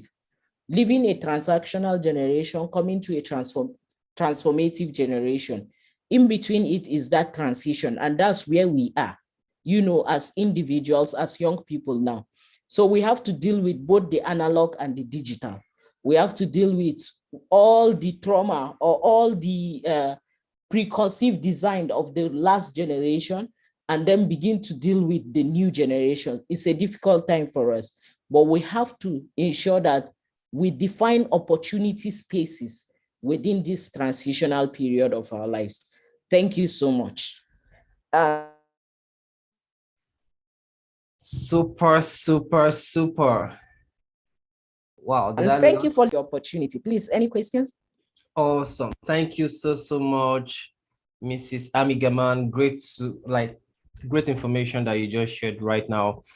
And adding to every information you just shared today, it aligned to everything that we have taught yesterday. It's as if we sat down together and said, okay, we're going to take it. I'm going to take this, and the next person is going to come and add to it. Like when I sat down, I was like, okay, I want to call speakers to come and discuss on these things. I never knew it's going to align like this, but it really worked out well because every information she gave in those areas, you can see 4 of those areas are aligned in the aspect of the wheels of life we discussed yesterday. So understand these are basic philosophy of life that you need to make use of, you need to know, you need to work with. All right, so please, if you have any question, just drop it in the chat right now, and I'm going to be reading it out so that she can answer those questions. So the first 3 questions, please make it straightforward questions that we can understand and she can answer directly. Now, she was talking about having a to-do list. Now, I want to give you a little secret to that. A to-do list will always keep you on the action mode. Fine, that is great. But can you transit? All right, and right in my mind right now, like I will give the accolades to the person that owns it. Now, I learned this from one of our speakers last year, Dayo Samuel. I learned it before he came online. He came as a speaker. He said, have a to-be list. Right? Have a to-be list. Please, if you have any question, drop it in the chat. I'm going to be reading it after this point. Have a to-be list. Understand this. When you have a to-be list, this is something that you want to become in your life. And please make it 10 years, 20 years, 30 years, 40 years to-be list. What does that do for you? You are not just involved into activities of to-do. All right? All of your to-do aligns to a to-be. It's more of you setting a goal, but that to-be is giving you a fix of this is who I want to become. What are the activities that we need to do to now become that? That is how your to-do will now be listed, and it will help you to set your 1-year goal, 5-year goal, 10-year goal, and like that. All right. So information we've gotten on sustainability lifestyle right now, living a sustainable lifestyle, is a massive one that Amy Gaman has done justice to. So I'm just going to check right now to see if we have any question, and I'll be getting back. So do we have any question? All right, so the first question I have here, which I'm going to be dropping: what can I do when I ask myself really hard questions in order to become self-aware, but still maybe unable to get answers? All right, so I would say that is unable, right? What can I do when I ask myself really hard questions in order to become self-aware, but still unable to get answers? Do you want to answer that? Yes, I think that's a very interesting question right there. And of course, it's difficult whenever you ask yourself the difficult questions and you're unable to respond to them. And it's natural that happens. It happens a lot to the biggest philosophers of all time. It has happened to a lot of them, and even to us that are even talking today, it has happened severally. So what I will tell you that you should do is, first, be truthful with yourself. Sometimes it's difficult for us to come to that stage whereby we are very honest with ourselves. Sometimes we sit to lie to ourselves and tell ourselves what we want to hear or what we want to learn for ourselves. Not really. You have to reach a place whereby you have left the stage of denial, because there are people who live in attitudinal denial. You have to leave a stage of denial and reach a stage of self-acceptance. That is a stage in the journey of self-awareness. If you reach a stage of self-acceptance, now you begin to sit down. When you ask yourself those difficult questions, it's important for you to write down your responses for yourself. Because it's not enough when you sit and think about it in your mind alone, or look at the mirror and ask yourself. No, be intentional, write it down, and then write down the responses. Be sure that you are not living in denial. You're not denying your attitude by yourself. You have to come to a place of acceptance. And when you get to that place of acceptance, that's where self-compromises come into play. There are some things that you will tell yourself that, oh my God, because I've gotten to this stage of my life, I would not do it again. There are things that you have to tell yourself. They might be difficult, but you have to just learn to do that. All right. So the second question is, how do you sustain a valuable lifestyle? Okay, I think that is a direct question, right? Like, okay, the person actually asked the question and he responded with your answer, that is self-awareness, self-evaluation, and self-accountability. And I thank you very much. I think the person just wants to elaborate on what you've discussed before. So one more question. Let's see if the question is going to come in.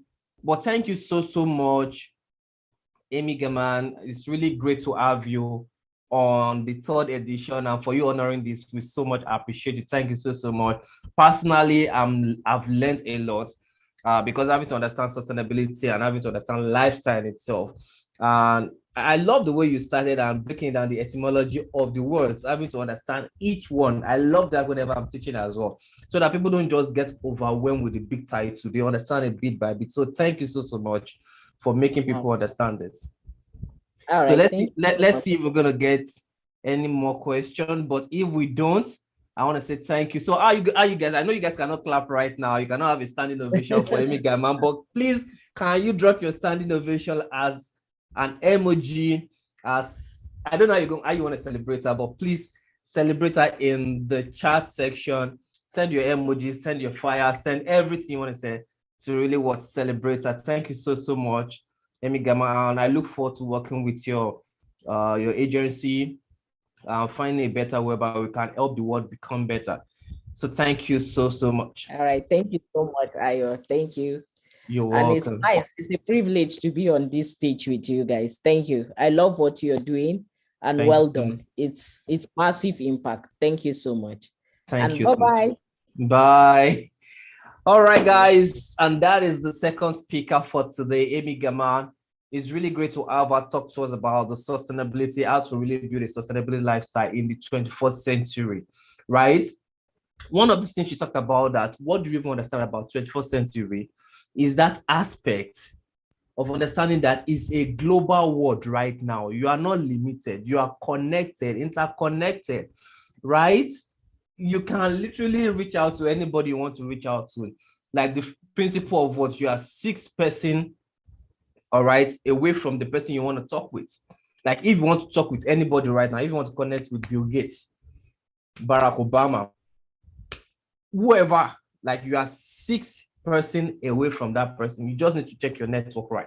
So please, she gave us a lot of information about how to build this thing, looking at our lifestyle, our career, partnership, very key. Integrity is vital. All right. So as we await our next speaker, which is going to be a massive one. All right. It's going to be a great section. So do me a favor, write down. Should I say, please share this right now with someone out there. I want you to broadcast it. I want you to tag friends. I want you to bring them on board, because when I read a book, which is literally giving it out today as a gift, when I read that book, I was like, wow, everybody that's going to be participating on this conference needs to have a copy of this book, right? It's going to be teaching you how to build your own empire. And that is what the third speaker we're going to be having, like a grand finale of I Thrive Conference 2022. And I'm super pumped, and I'm waiting for him to join in. But while we are waiting him joining in, understand this. I Thrive Conference 2022, Thrive, choose to be seen, is for you to really see yourself that you have that capacity, that you are qualified, right?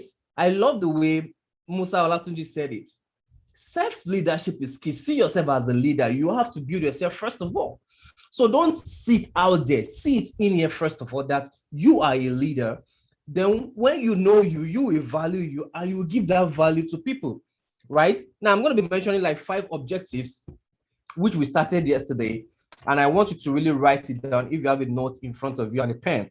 Now, the overall goal of you is for you to become a growth mindset personnel, right? Why? Because when you build that mindset, when you've gained this information, it helps you to see whereby you can see growth and you're not fixed in your mindset. The second one is what? Help you to set up a step-by-step guide to becoming, right? That is the third part of the 3-part model, which I told you yesterday. That is what the ARB, right? The becoming, right? The third one is to create the habit plan to execute the ARB model. And the fourth one is to execute the ripple effect program. Now, that is a program that if you're interested, we're going to show you how it works. But after learning this, create a ripple effect by you learning it and teaching it. All right. The best way to learn something is to teach it. And the fifth one is to develop vision statements and goal for each of your life areas. Now, Amy Gaman shared some information across almost 4 areas of our life. I already talked about the 8 key areas of our life and how to balance the wheel of our life. So all this objective is to help you become a better person, is for you to know who you are and for you to position yourself so that you can choose yourself to be seen globally. It's very important you do that. It's very important. I'm not just saying this for what, I'm saying it so that you can challenge yourself, right? We have our speaker right now, our keynote speaker, and it's so rich inside my mind to welcome him. So the question is, are you guys ready? All right, let me see it in the chat right now. Are you ready? Are you ready? Are you ready? Are you ready?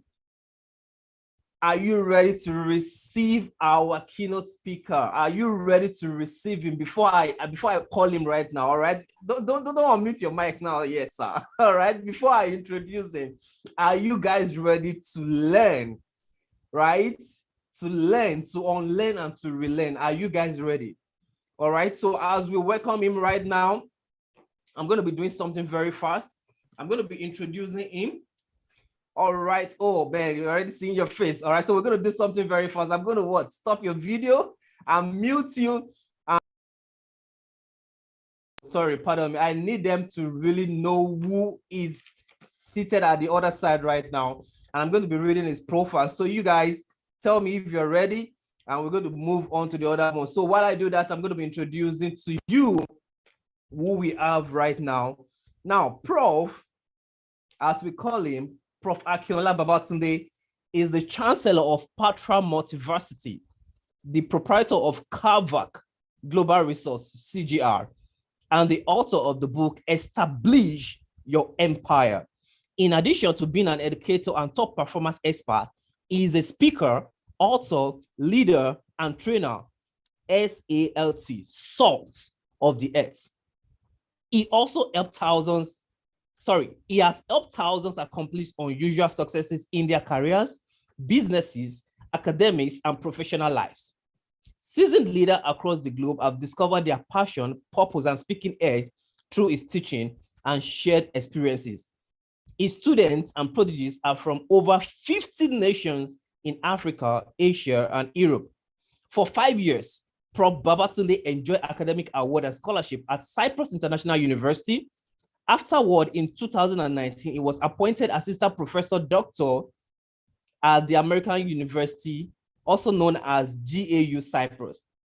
And he became the head of the Department of Energy System Engineering at the same institute in 2020.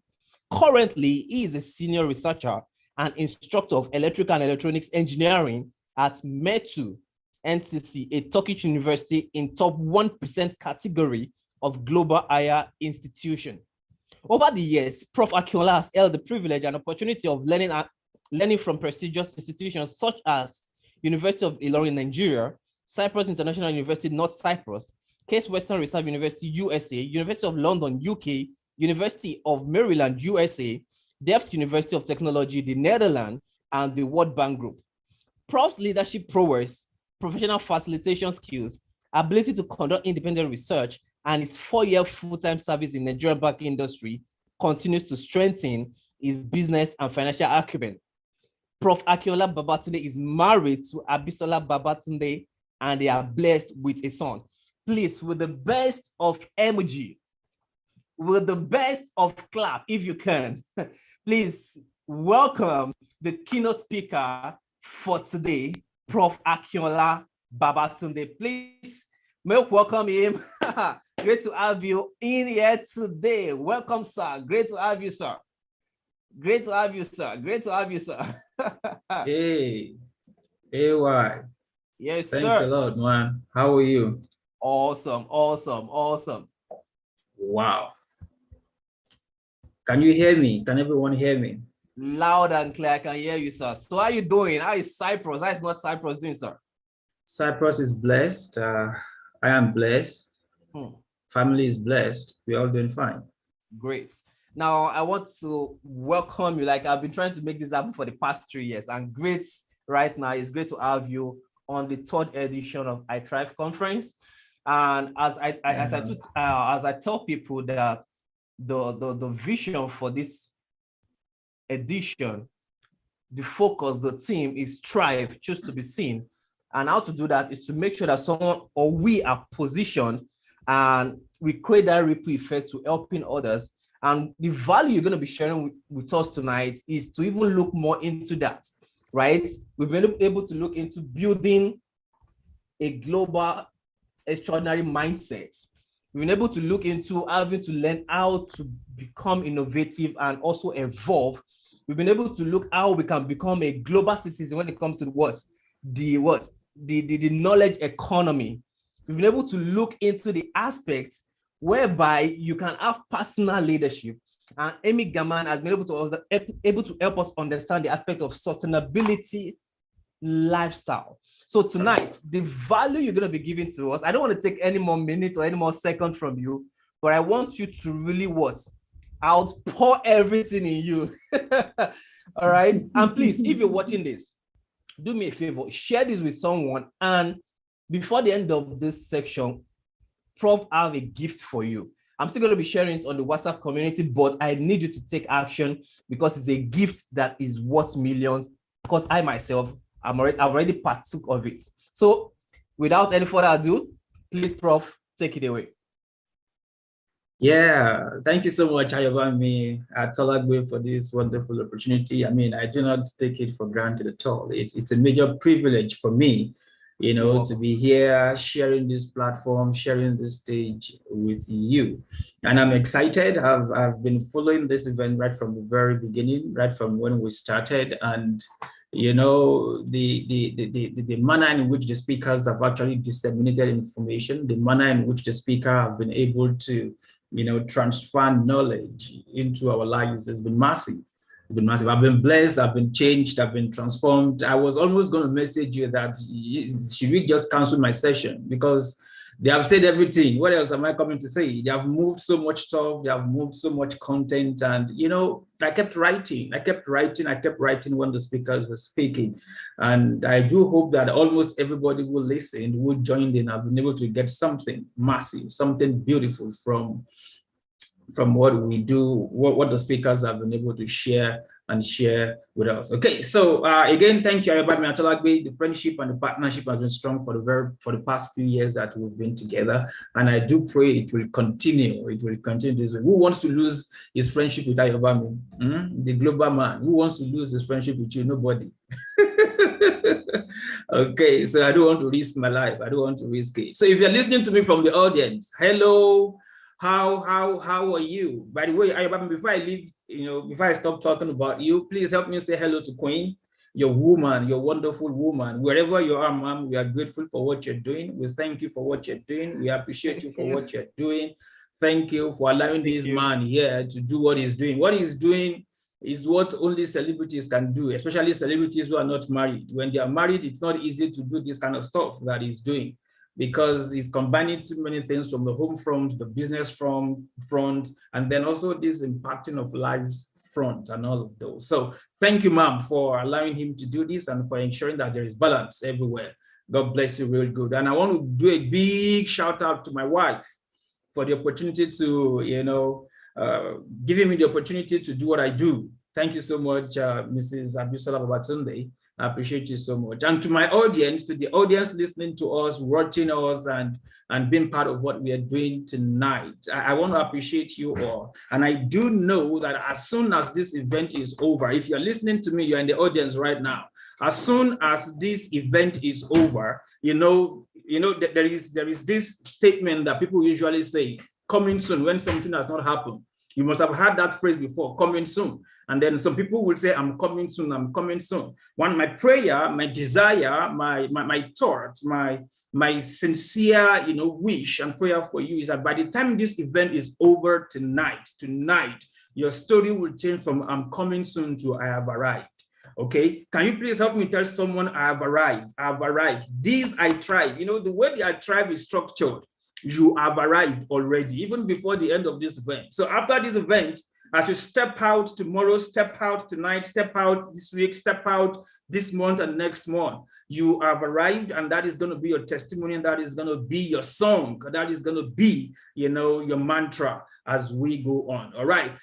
Tonight, I'm going to be sharing a lot of examples with you. I'm going to be sharing my heart. I'm not here tonight as a keynote speaker. Thank you for inviting me as a keynote speaker. But I'm not going to be talking to you tonight as a keynote speaker. I'm not going to be talking to you tonight as a guest speaker. I'm not going to be talking to you tonight as a professional speaker. No. What I've come to do tonight, my job tonight, my primary responsibility tonight is to pour my heart into you.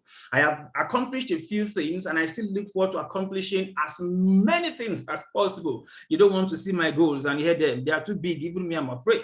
All right. But the point is, there are a few things I have done. There are a few things I've accomplished. There are a few, successes I've had. There are a few failures that I've had. And not even a few failures, many failures I've had. And then I'm going to be sharing all of these successes, all of these failures, and then some principles that back them up.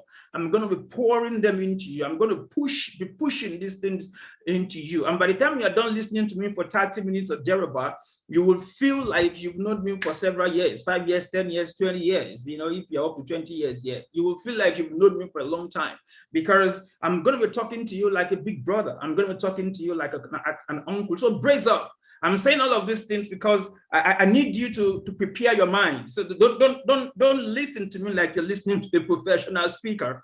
Listen to me like you're listening to your brother. You're listening to your big brother, your friend. And if you're older than me, you're listening to your younger brother talking to you.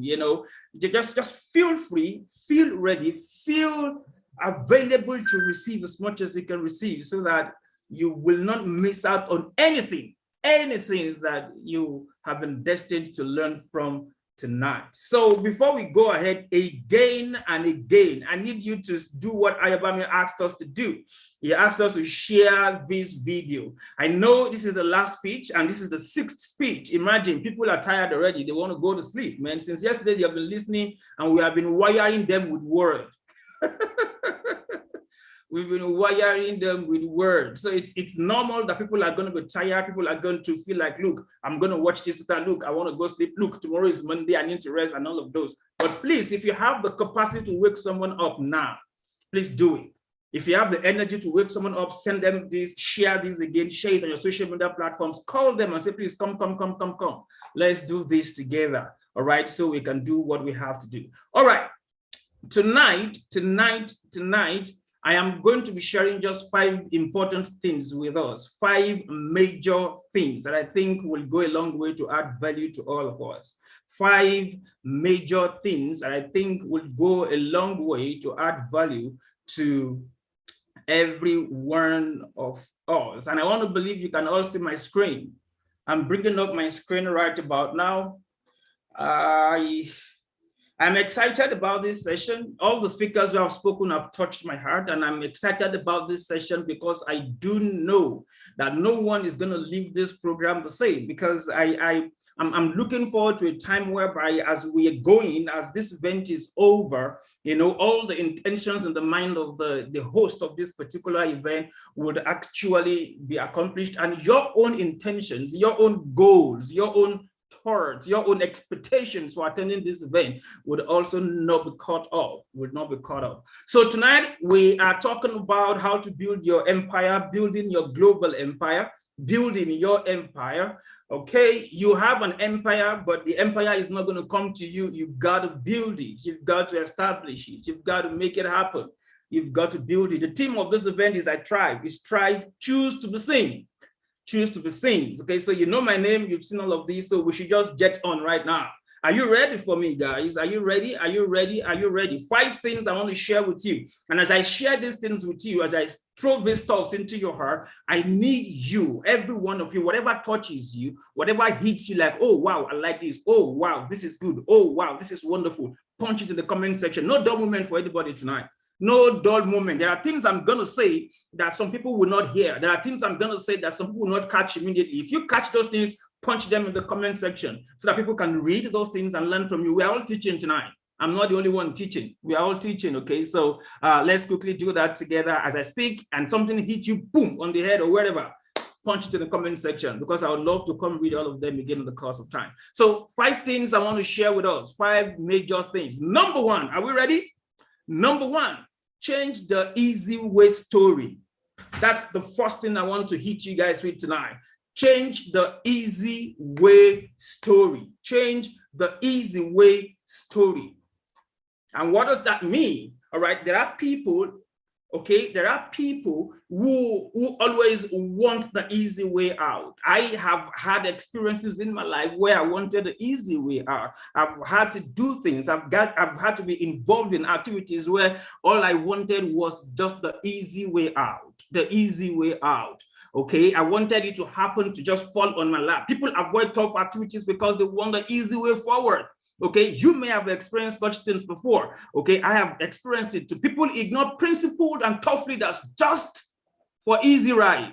How many of you have been in that situation before? You have a boss, you have a leader, and this leader is just too disciplined. They are just too tough for you. This leader just wants too much from you. This leader is pushing you, and they push you, they push you. They almost push the life in you. They almost push that life in you out of your body. And you're like, oh boy, I can't work with this person. Oh boy, this leader is too tough for me. This leader is too difficult for me. And then you quit those relationships. You ignore those relationships. You ignore the principled and tough leaders just for easy right. People wish for excellence, but their actions speak mediocrity. Okay, there are people today in the world, in Nigeria, outside Nigeria, who wish for excellence, pray for excellence. They pray for excellence, wish for excellence, but their actions speak mediocrity.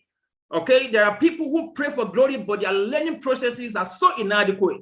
Okay, they pray for glory, but they don't want to change their story. You know, there are people like that. And you see, at this particular event, that is going to stop happening. If it has happened to you, this event is going to make it stop. It's going to make it stop. And if it has never happened to you, it will never happen to you. Let that story change today because you are involved.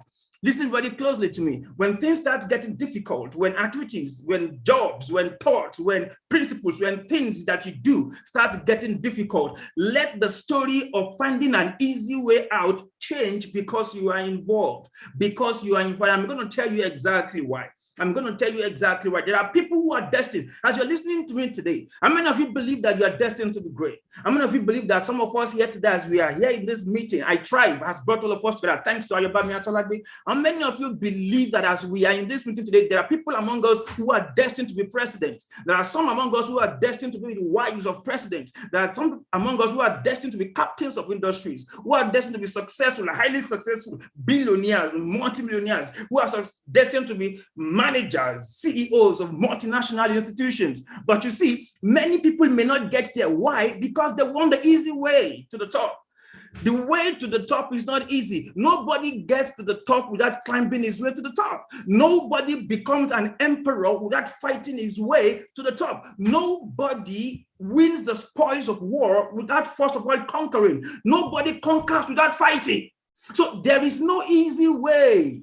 We want to thrive. There is no easy way to thrive. A lot of people are just surviving today. Why are they just surviving? Because they are not willing to put in what it takes to begin to thrive. So many of us are just living average lives, average lives. There are many more workers in the world today than we have leaders. There are many more followers in the world today than we have leaders. There are many more average people today than we have excellent, highly successful people, extraordinary people as scarce in the world today. Why? Because all of us want the easy way out. We want the easy way forward. We want to just wake up and put your hands in your pocket and see millions of dollars in your pocket. You don't want to go out to work for it. You want to wake up and go out and just stretch, and then you see success. You want to wake up and go to school without studying and see distinctions in your grades. You want to go to school, but you want to go to work and then get promoted without putting in the work. Listen carefully to me. There are people who will not accomplish their destinies, not because the world hates them, not because God hates them, not because someone is not planning for them, no, but because they just want the easy way. And the world is changing. The world is changing. There is no easy way to the top.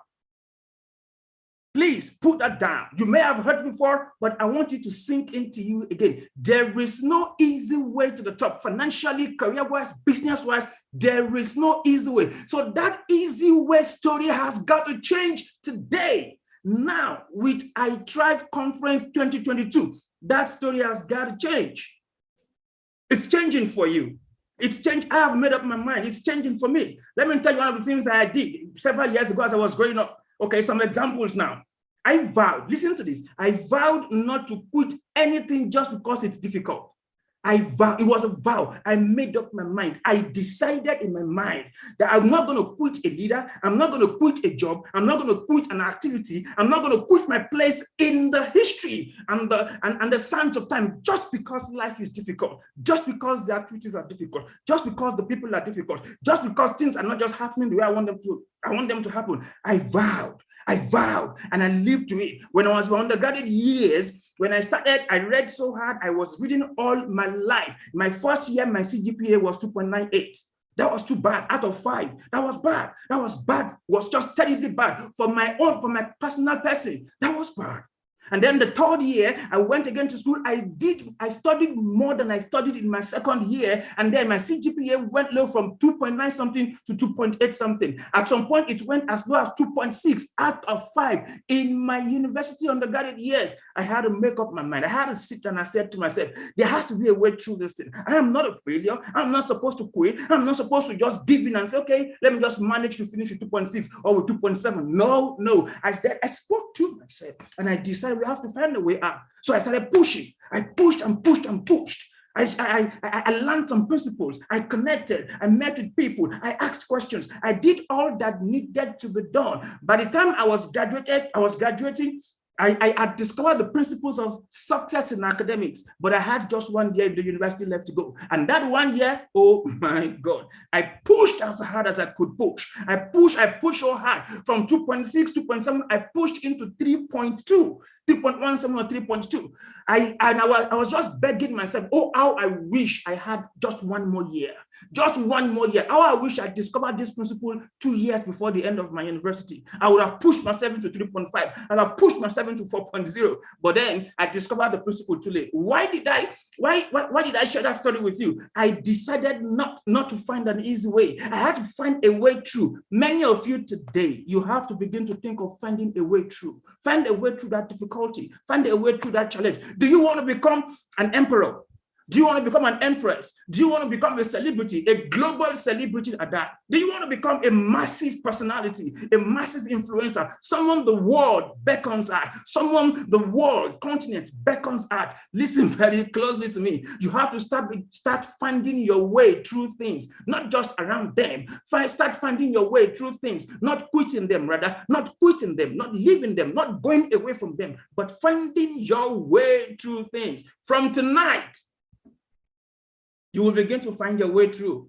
The same thing happened in my master's. Please put it in the comment section. I'm finding my way through. No matter what happens, I'm finding my way. Whether through it, over it, under it, around it, anywhere you find a way, you are getting to the other side of success. Hallelujah. Forgive me for that.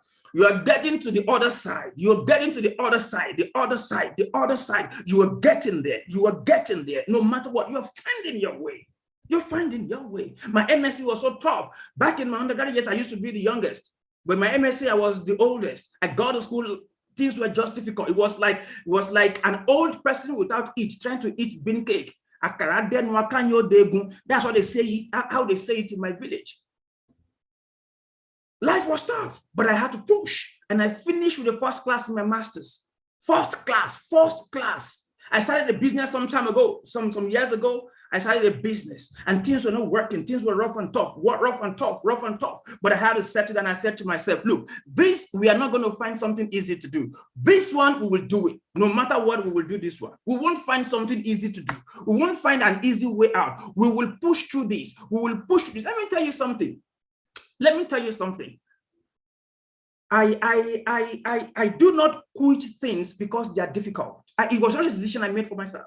And this is that decision I want you to start making today. You don't quit things because they are difficult. You quit things because you have conquered them and it is time to move on to fight other fights so you can have more wins. You don't quit things because they're difficult. You don't leave things because you don't find a way. No. You don't leave school because you cannot succeed in school. You don't leave a job because you cannot succeed on that job. You don't leave relationships because you cannot make the relationship work. No. From today, your goal should be, look, we are going to make it work. We are going to succeed at it. We are going to push through these difficulties. When you are done pushing through, if you now still wish to quit, you can quit. But you are not quitting because you can't do it. You are quitting because you can do it, you have done it, and you want more challenges. So you move on to other fights, to other battles, and then you win there and you keep moving. That is the lifestyle of an emperor.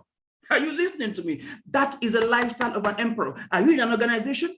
Are you in a team? Are you working somewhere? Are you in school? Are you starting a business? Are you in the financial field? Wherever you are, whatever the nature of that difficulty is, even if you're going to quit it, in fact, even after you have discovered that something is not your purpose anymore, after you have discovered that something is not something you should do anymore, don't leave it. No. Stay there, succeed there, collect the glory, collect the success there. When you are done successful, you can now leave it. Let that story be your story. You are not the kind of person who quits because they can't do it. You quit because you can do it, and there is much more to do, much more than what you are currently doing. And then that's the reason you move forward. Okay, we started a business some time ago. I'm sharing all of this things because this is the life I've lived. This is the life I have lived, and you can live it. You can live it even in a better way. I started a business some time ago, and it wasn't working. It wasn't working, but we had to keep pushing. We kept pushing. We kept pushing. We kept pushing until now, as I'm talking to you, the business, without even me doing any marketing, it fetches me as much money, nothing less than $1 million to 1.5 billion naira every 3 to 4 months. And that is not my main job. That is just a small side hustle. In fact, it's not even the biggest of my side hustles. It is one of my side activities. One of the side activities. Every 3 to 4 months, I generate close to 1 million without marketing anymore. Why? I push so hard even when things were difficult, even when things were impossible. It was much like, okay, let's do something else. This one is not working. I mean, if this one is not working, let's go to something that works. But I sat with it. I said, look, even if I'm going to quit this business, I want to succeed at it before quitting. But who quits a business that gives him at least extra 1 million that you may not even spend? Because your main job is bringing you your money, and you have other businesses bringing you money. So if it's bringing me more money, I don't want to quit it. And the effort I put in to make money is no longer as much anymore. So ladies and gentlemen, is there anybody here today who is changing the easy way story? You want to become an emperor? That's the way it's supposed to happen. Let me just move on here. I need to give you this quick assignment. Take them home. Take them. If you can write them down, write them down. Write out the empire you want to establish for yourself. Are you planning to establish a financial empire? Are you planning to establish a business empire? Right, type it in the comment section right now. What kind of empire do you want to build for yourself? A multi-billion empire? A multi-million empire? You want to build an organization, an industry? You want to set up something? Whatever it is you want to do, any kind of empire. You want to become an orator? You want to become a public speaker? You want to, have your own institution and start your own school? Whatever empire you're planning to build, family empire, whatever it is that you're planning to do, write it down after this meeting. But if you can punch it in the comment section, now please do it. And then after you have done that, list the things that appear difficult for you in establishing that your empire. These are the processes that I had to go through. I'm giving you this as an assignment, a take-home principle. List the things that appear difficult for you in establishing that empire. You don't worry about how you will make them happen. Just list those things. Keep listing those things. Then number 3, decide to be responsible for making the difficult easy for you and for others. Look, Know the empire you want. List the things that you think have been difficult. There was a time in my life where I couldn't do public speaking. There was a time in my life where I couldn't even look at people's faces to greet them. There was a time in my life where I couldn't even boast of any kind of success in my life. I couldn't boast of succeeding in some specific subjects in my life. Today, I teach those people those subjects. So you list those things you want to lead at, those things you want to lead at. Then write out what is difficult for you in those areas. Why haven't you been able to get to where you want to get to? Why haven't you been able to accomplish what you want to accomplish? List and write those things out. Then number 3, decide to be responsible for making those things, those difficult things easy for you and then for many more people. Then number 4, find emperors. Can you help me tell somebody, find emperors, find your emperors. Find emperors, find mentors who overcame similar difficulties. Ask them questions, connect with them. Read their books if you can. Find a way, connect with them and move on. Number 2 thing I want to share with you today. Number 1, I've shared with you. What is the first thing I've shared with you right now? Who can remember? Number 2 is connect. Connect now. That's number 2. Connect now. Connect now. Establishing successful empires begins with connections.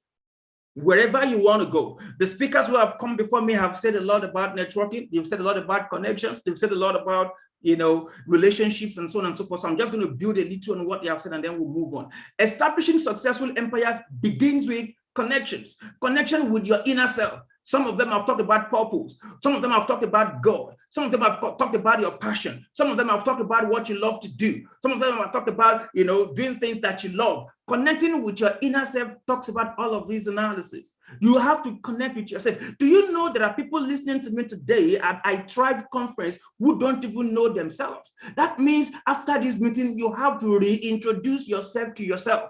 Are you listening to me? You need to reintroduce yourself to yourself because you're coming out a new man. You're coming out a different person. You're coming out a more energetic and intelligent and enlightened and empowered personality at the end of this I Thrive conference. So you will need to reintroduce yourself to yourself. Connect with your inner self, all right? And then connect with the right people. Connect with proper clients. Connect with your God. Connect, keep connecting. You can add to the list. There are too many people, too many things, too many activities to connect with. So you can even add to that list, connect with yourself, connect with people, connect with clients, connect with your God. Add to it and let's just have as many as possible. Okay? I usually ask people this question. Who do you know? Who do you know? You know about Maslagbe? Good. Fine. Now you know me. Good. But who do you know apart from these 2 people, apart from the 6 speakers that you have met at this event, apart from your parents, apart from those in your village, in your locality, who is important that you know? I know you've heard the names of celebrities. I know you've heard the name of big people. You've heard the name of presidents of nations and countries. You've heard the names of captains of industries, multimillionaires. You know the top, you know the richest man on earth. You know Bill Gates, you know this, you know that, you know people from different categories of places. I know you know people. So who do you know? You know the governors in Nigeria, the governors in the United States, you know the governors in different places. I know you know all of those things. You know the biggest artists in the world. You know the highest paid artists. You know some of those people. It's good to know those people. Who do you know? That's beautiful. That's good. And I know there are many more people I have not mentioned that you know Dangote, of course. You know Dangote. You know Alakija. You know Obama. You know Trump. You know Biden. You know a lot of people, rich people. That's good. But the second question is, who knows you? It's not just about who you know, it's about who knows you. That is where the beauty of connection comes in. It's not about who you know, it is about who knows you. All the people you know, the richest man on earth, the man with the best business on earth, the man who owns Apple, the man who owns Microsoft, the highest paid doctor, the highest paid musician, the highest paid actor, how many of them know you? If all you do is to know them and they don't know you, then your connection level is just one way. Your connection level cannot be effective. Your connection level cannot take you to the empire that you want to build. It's not possible. So your job today is to know important people and get them to know you. That's how to connect. Your job is to know important people and get them to know you. Some of you here, you can tell me the story of the biggest pastors in Nigeria. You can tell me the story of the biggest presidents in the world. You can tell us all of those from history. But you see, can those people even hear your name and take notice of you? No, no. So who is important that you know that then knows you? That is where connection begins from. And I'm going to give an assignment to work on tonight as we go on. Is there anything we want to be successful at on earth without genuine connections and relationships? Nothing. Absolutely nothing. There is nothing you want to be successful at on earth without needing genuine relationships and connections and relationships. I'm going to share a couple of experiences with you. My undergraduate admission, you know, one of my major prayers was that, okay, I don't want to have the best results. I was much younger then. I didn't want to have the best results. I'm going to study. I'm going to do my best. All I need is enough grade to get me into the university to study the course of my choice. So I completed my secondary school. I went for IJMB, completed IJMB, and the total point for IJMB was 15 or 16 points. What I had was just 6 points. 6 points was not enough to study electrical engineering. But you see, I had told God, I had told myself, I had convinced my environment, I had convinced myself, and I said, it's electrical engineering or nothing. That's what I want. And these 6 points will get me there. Do you know I got admission into that university that same year? I didn't miss 1 year. And I got admission with 6 points into electrical engineering. How? I just walked up into someone's house. One of our neighbors that I've been serving, and I so much respect. My mother couldn't do it for me. My father couldn't do it for me. My elder ones couldn't do it for me. I had to do this myself. I just walked up to the person. She respects me. She's an elderly woman. And I said, look, this is what I have. And this is what I want. Is there a way you could help me make this happen? I just connected with her, and I've known her for a while. We've been together for a while. She knows me. I know her. And I walked up to her, and that was it. And she told me, she said, send me your result. And that finished it. I got my admission to that university. My very first job I got, a banking job in Guaranty Trust Bank. I went for my NYC. And throughout my NYC, I didn't apply for any job at all. I'm telling you the importance of connection right now. I didn't apply for any job at all throughout my NYC years. So I went there, and it was just a month to when we were going to finish the NYC, or probably a few days, when my elder brother advised me to go look for a job, that I should just stop thinking of doing masters and doing PhD because nobody's going to pay my tuition fees. She told me blatantly, nobody is going to pay your tuition fees. So go make your money and go to school, go back to school if you want to go to school. So I went back to my NYC and I said, look, let's look for a job. And then a friend of mine, we were just talking. I went to visit, and then from her, I connected to someone who works in the bank. And I said, okay, look, I don't mind working in the bank. And I said, oh, you don't mind? Take this link. And that was it. Just like that. No special application. No, just take this link. Just because of a connection. Oh my God. Because of, you need to know people who are important, and those who are important need to know you. Otherwise, you will suffer. You will so much work, you will so much pray, you will so much fast, and nothing will still happen. And you will think God is the one that is not answering your prayers. You will think that you don't have enough faith. You will think you don't have enough patience. You will think things are not working. No, what you have is not, you don't have, what you don't have is enough connections. That's the problem. And we have to start building that connection today. We have to start making that connection happen today. And they just gave me a link. I filled it before I knew what was happening. They called me for a test in Abuja. I couldn't even go for my personal parade because I had to prepare myself to travel to Abuja that very day that the personal parade was happening. I got my certificate, collected everything. I was on the next car to Kano. From Kano, I was on the next car to Abuja. Abuja, I wrote the test. I was among the first few people who passed that test. I was called to come to Lagos for an interview. I did the interview. I was called to come for medical test. I did that. And before I knew what was going on, I didn't spend 1 year out of job, a day out of job. I was called upon immediately to start working in Guaranty Trust Bank. I was an engineer. These are jobs that people die for to have. And I'm talking about 2006, 2007. That's what I'm talking about, 2007. And I started working there massively. And while I was in Guaranty Trust Bank and I was tired of working there and I wasn't happy with what was going on there anymore, it was just one connection. I just spoke with one of my clients. Look, man, I need to move from here. Oh my God, you need to know people, though, and those people need to know you. I just told them I'm tired. I said, oh, you're tired of here? Where do you want to go? I said, I don't know. Where do you have to go? Hey, I have this connection in this place. So where is that place? They told me, Stanbic IBTC. Oh, okay. Send me your CV. And that was it. And while I was still there, I was called upon, come for interview in Adokiti, come for interview here, do this. And this is something people die for. People queue up for these things. But because I know people know me, we are connected. Bam, they started happening to me. The people you are joking with that you think they're not serious, I'm telling you, start taking them serious right now, because your salvation has been given, it has been put in the hands of some of these people. Your salvation is in the hands of some of these people. I got that second job and that was it. My coming to Cyprus, it was just a simple connection.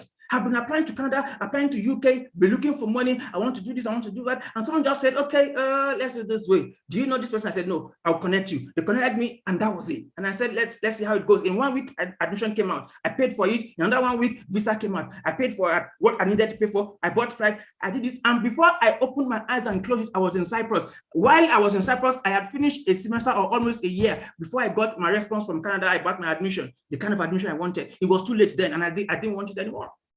I had to quit it. The job I do today, the company I work for today, Metu NCC that I work today, it was connection that brought me here. The job I got in GAU, I was just talking with a friend of mine immediately after my graduation, we were just talking, and he said, Prof, try this link. And that was it. You see, you need people in your life, people who are important, people who have access. You need them in your life, and you need them to know you. You don't just need to know them. The same thing with every job I've gotten. My RA job in CIU, everything, connections. Tonight, before you go, tonight, as you're listening to me, I need you to make a list of business emperors or business leaders that you admire and want to meet. Have you seen business leaders that you ever want to meet? Business leaders that you ever want to meet in your environment, on TV, wherever? Business leaders that you have ever thought. Forget about how it will happen for now. Just make that list like there are no restrictions. Okay, I want to meet Dangote, write Dangote's name down. Oh, I want to meet Femi Otedola, write Femi Otedola down.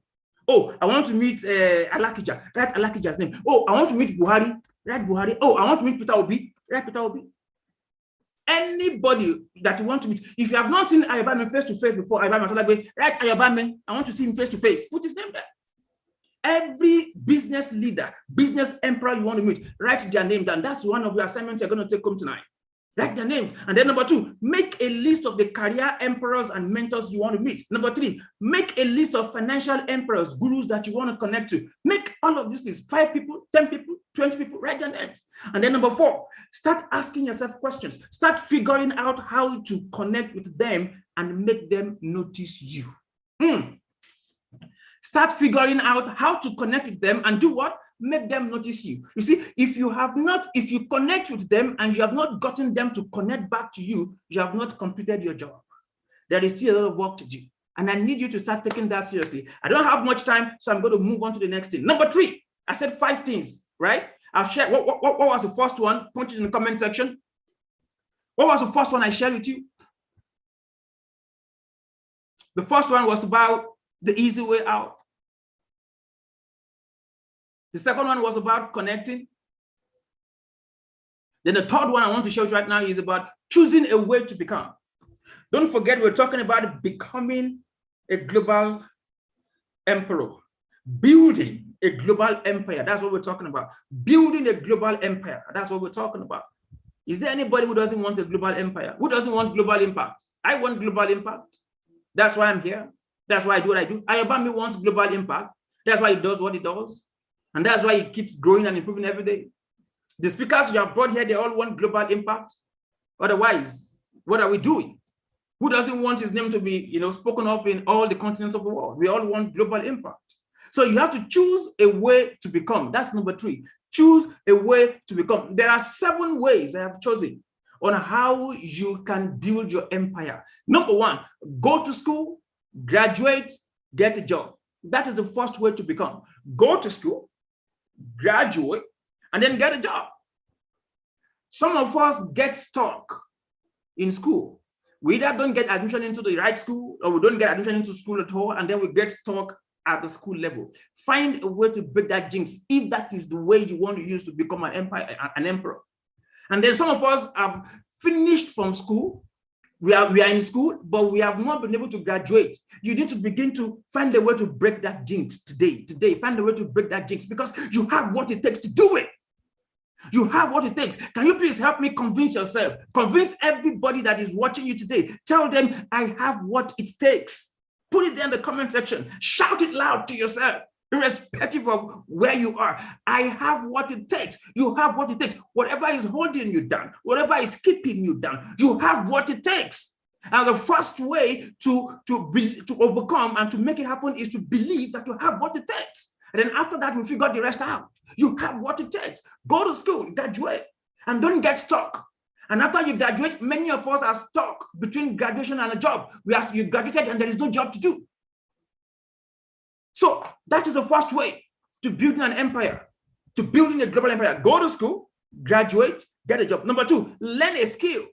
Build a business around the skill you have learned and then grow that business. Learn a skill, build a business around your skill, and then grow that business. That is number 2 thing you can do.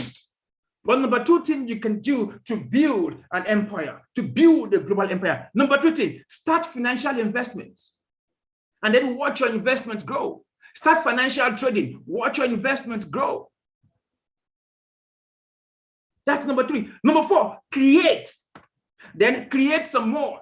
And then continue to create. You cannot afford to stop creating. If you are going to become an emperor, you're going to become an empress. Create. Can you tell somebody to create? Please tell them, create, create, create. Your God is a creator. The people who are the richest people on earth, they are creators. The people who research in our schools, they are creators. Those who are captains of industries, who own all the big companies that we spend all our monies on, they are creators. The car you drive, the owner of that brand is a creator. Who are you not to be a creator, for Christ's sake? How can you not be a creator? Did you come here with half head? Did you come to the world with half head or half brain? No. They have one head, you've got one head. They breathe through their nostrils, you breathe through your nostrils. So what's stopping you? What's stopping you? Create.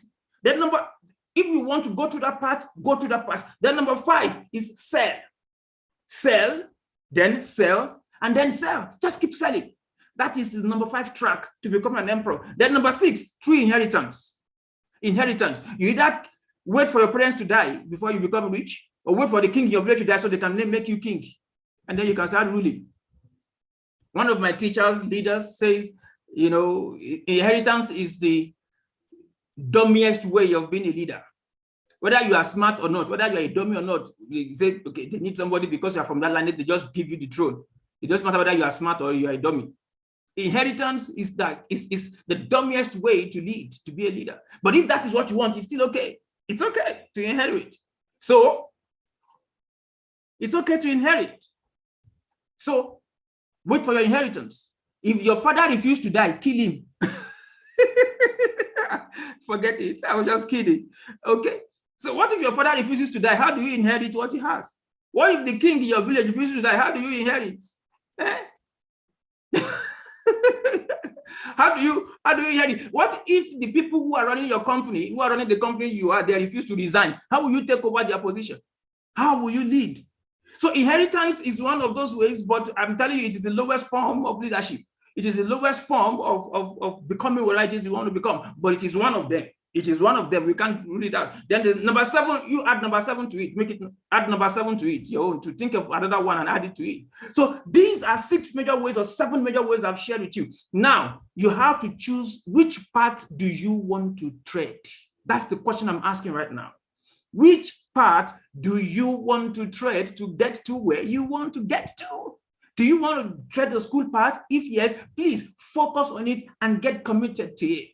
Focus on it and get committed to it. If it is learning a skill, building a business around your skill, and then growing your business, please start now and start doing the business thing. If it is the financial investment, start it now. And if you want to do a combination of them, please start it now. If it's a combination of them you want to do, start it now. Where I belonged to some years ago, I belonged to all the 6 some years ago. In fact, remove number 6. I belonged to the first 5 some years ago. And even till now, as I'm talking to you, I still convince myself that I belong to them. I combined everything. What is wrong with me that I cannot combine everything? With all this level of intelligence, with all this energy I have, with all the brain God has given me, with all my hands are working, my nose, my ears, my eyes, everything is working, all my organs are complete. So why should I limit myself to just number one? Why should I limit myself to just number two?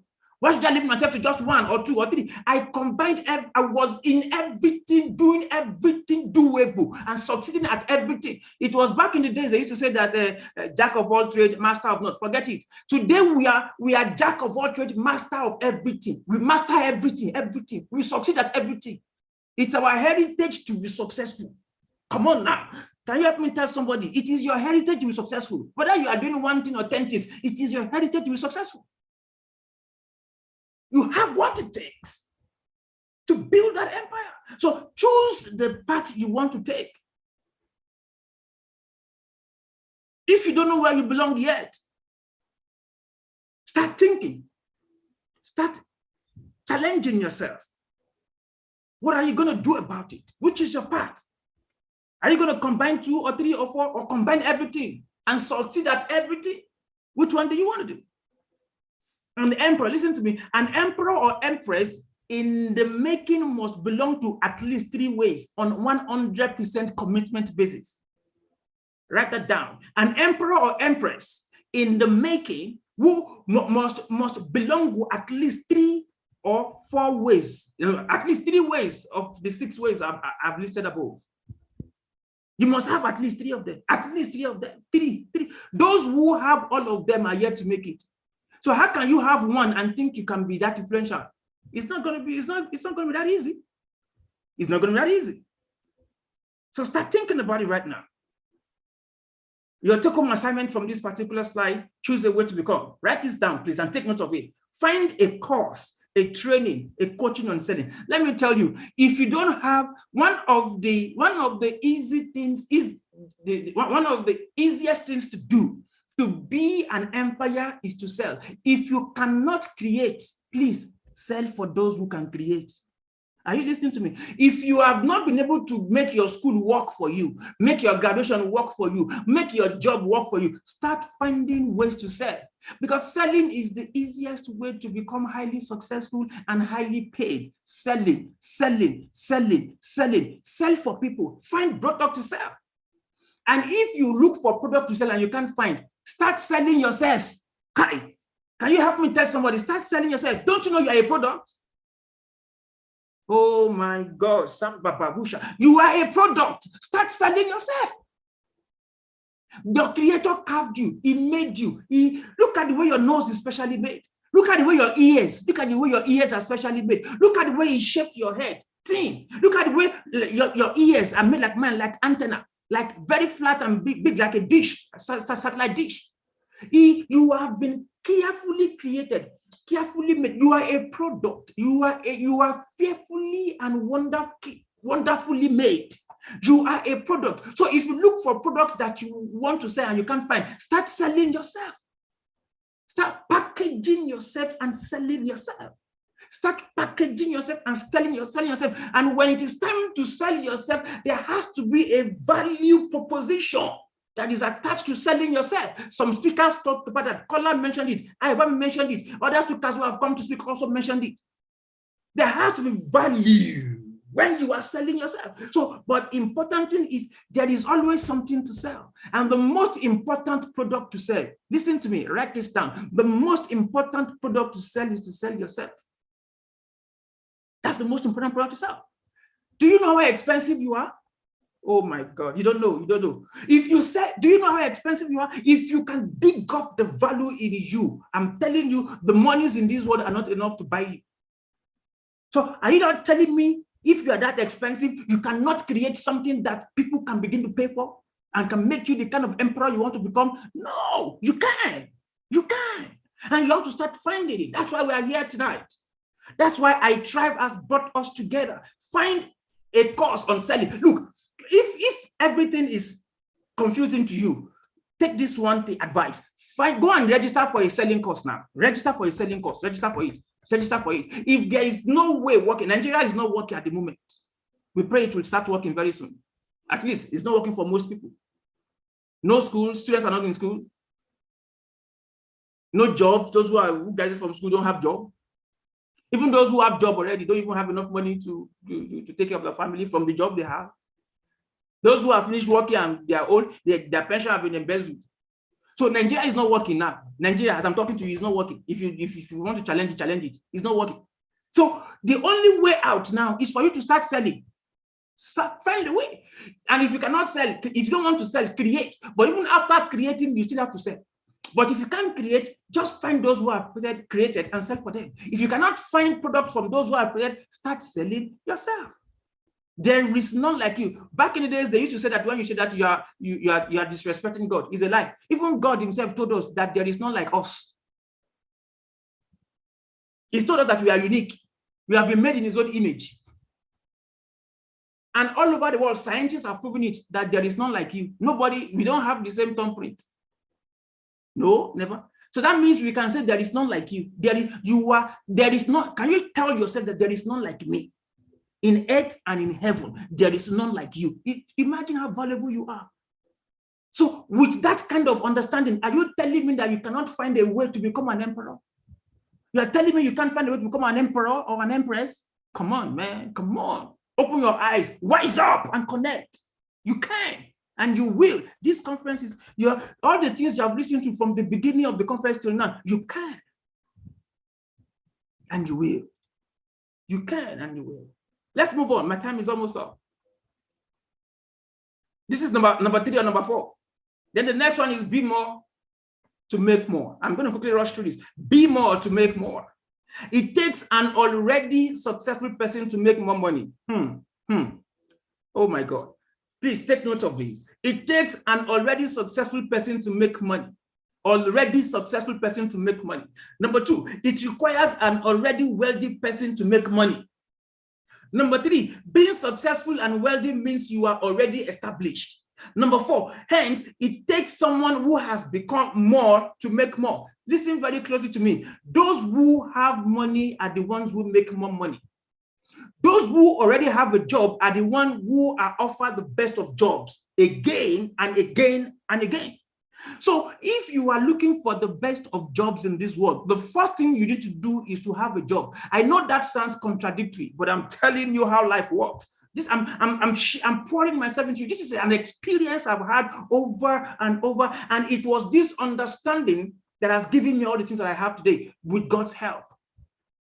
This understanding with God's help is what has given me what I have today. There is nothing that I have today that I did not get when I already have it or something similar to it in my possession.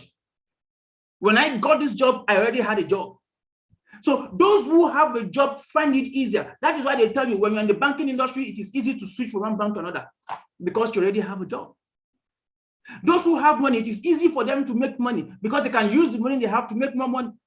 So the first thing you need to do right now, if you want money in your life, if you want to make money in your life, first of all, have money. And there is a whole course I have for you on that one, a whole course I can give you on that one, but not tonight. First of all, have money. You want a job, first of all, have a job. First of all, let them, in fact, they will have to come and beg you to come work for them because they know you already have a job. Nobody wants to give someone who doesn't have a job because they know you don't have an experience. So everybody wants to give you something they know you already have. Why do you think the rich people get gifts all the time? Why? Why do you think those who are superstars get gifts all the time? Why do you think it is only the people who are rich who always have access to the best things of life in the countries that they are in? Their children go to the best school, they get the best of life. Why? Because they already have those things. So if you want anything in life, are you listening to me? The first thing you need to do is to do what? Be that thing before you can make that thing. Oh, I hope this one is sinking in properly. You have to be it. Be that thing first of all. It takes someone who has built himself to build an empire. You cannot build an empire if you have not built yourself. And when we say establish your empire, when we say build your empire, that's what we're talking about. That's what we're talking about.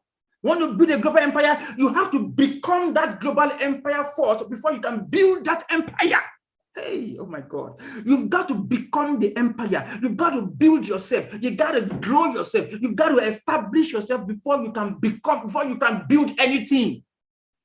Before you can build anything. It's not about the money. It's not about the empire. It's about you. It's about you. It's about you being established. That's what it's about. So be more if you want to make more. Is there anybody here who wants to make more money? Raise your hand. I want to make more money. Oh, I want to be more successful. Oh, I want to have this, best of this, best of that. Before you can have anything, before you can have more of anything, you have to be more of that thing first of all.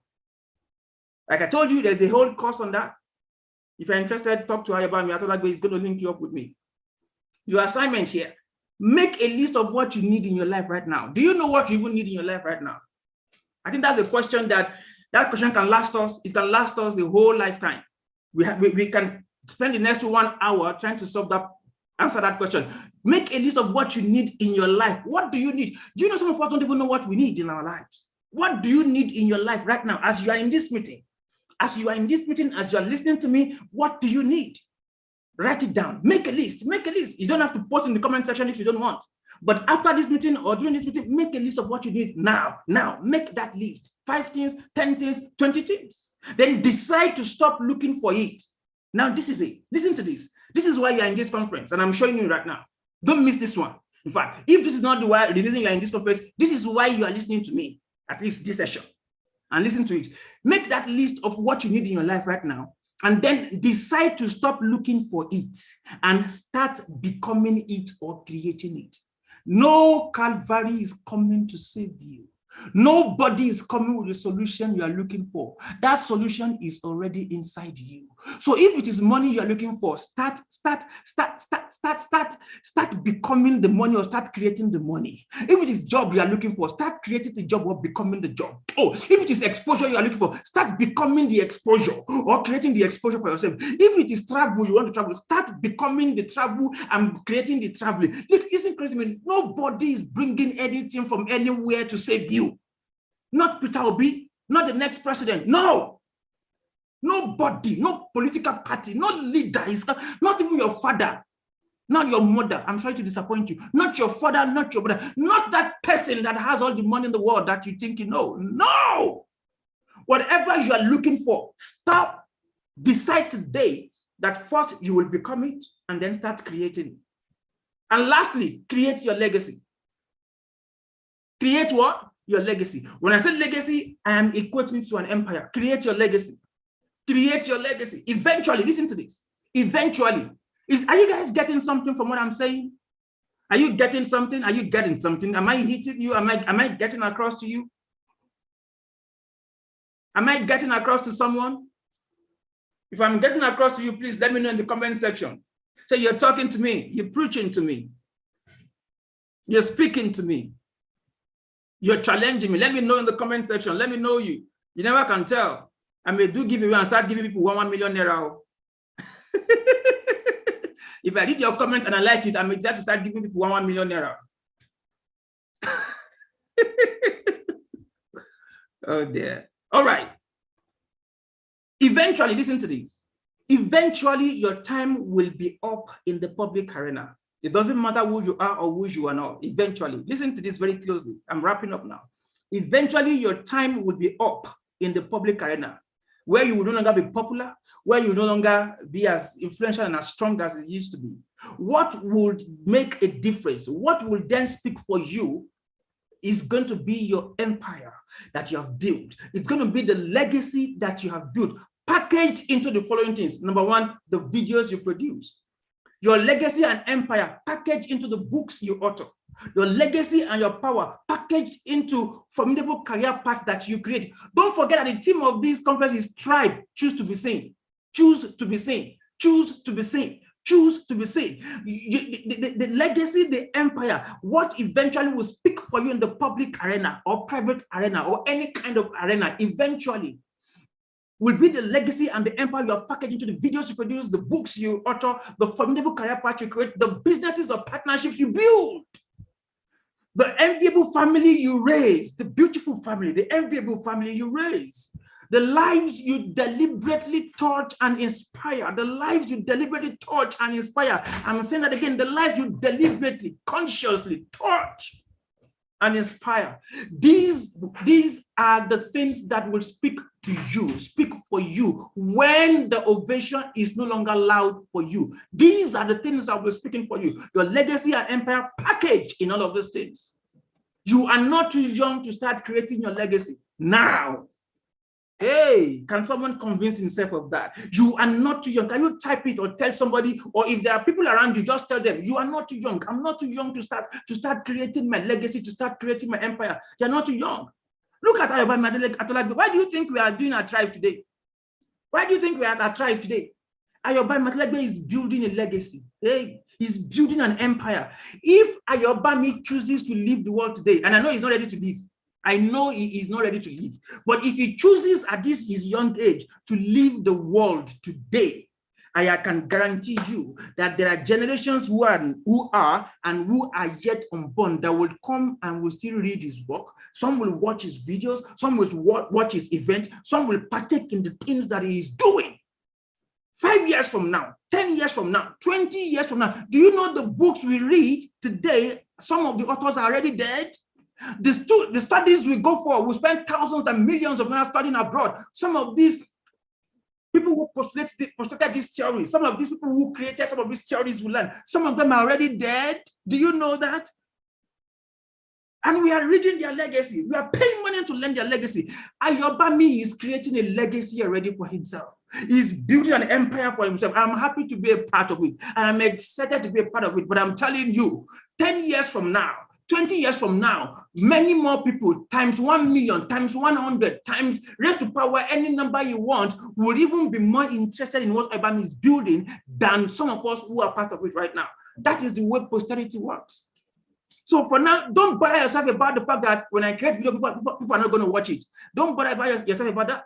Don't bother about the fact that when I write book, people are not going to buy it. No, that's not your concern for now. The book you write today may not even be for those in this generation. It may be for those in the generation that you are not even aware of.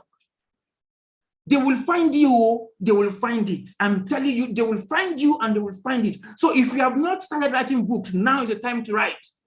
Choose to be seen. If you have not started doing your videos and producing your videos, now is the time to start that podcast, start that YouTube channel, start producing your videos. Now is the time to start packaging your legacy, packaging what you represent, packaging who you think you have established yourself to become. Now is the time.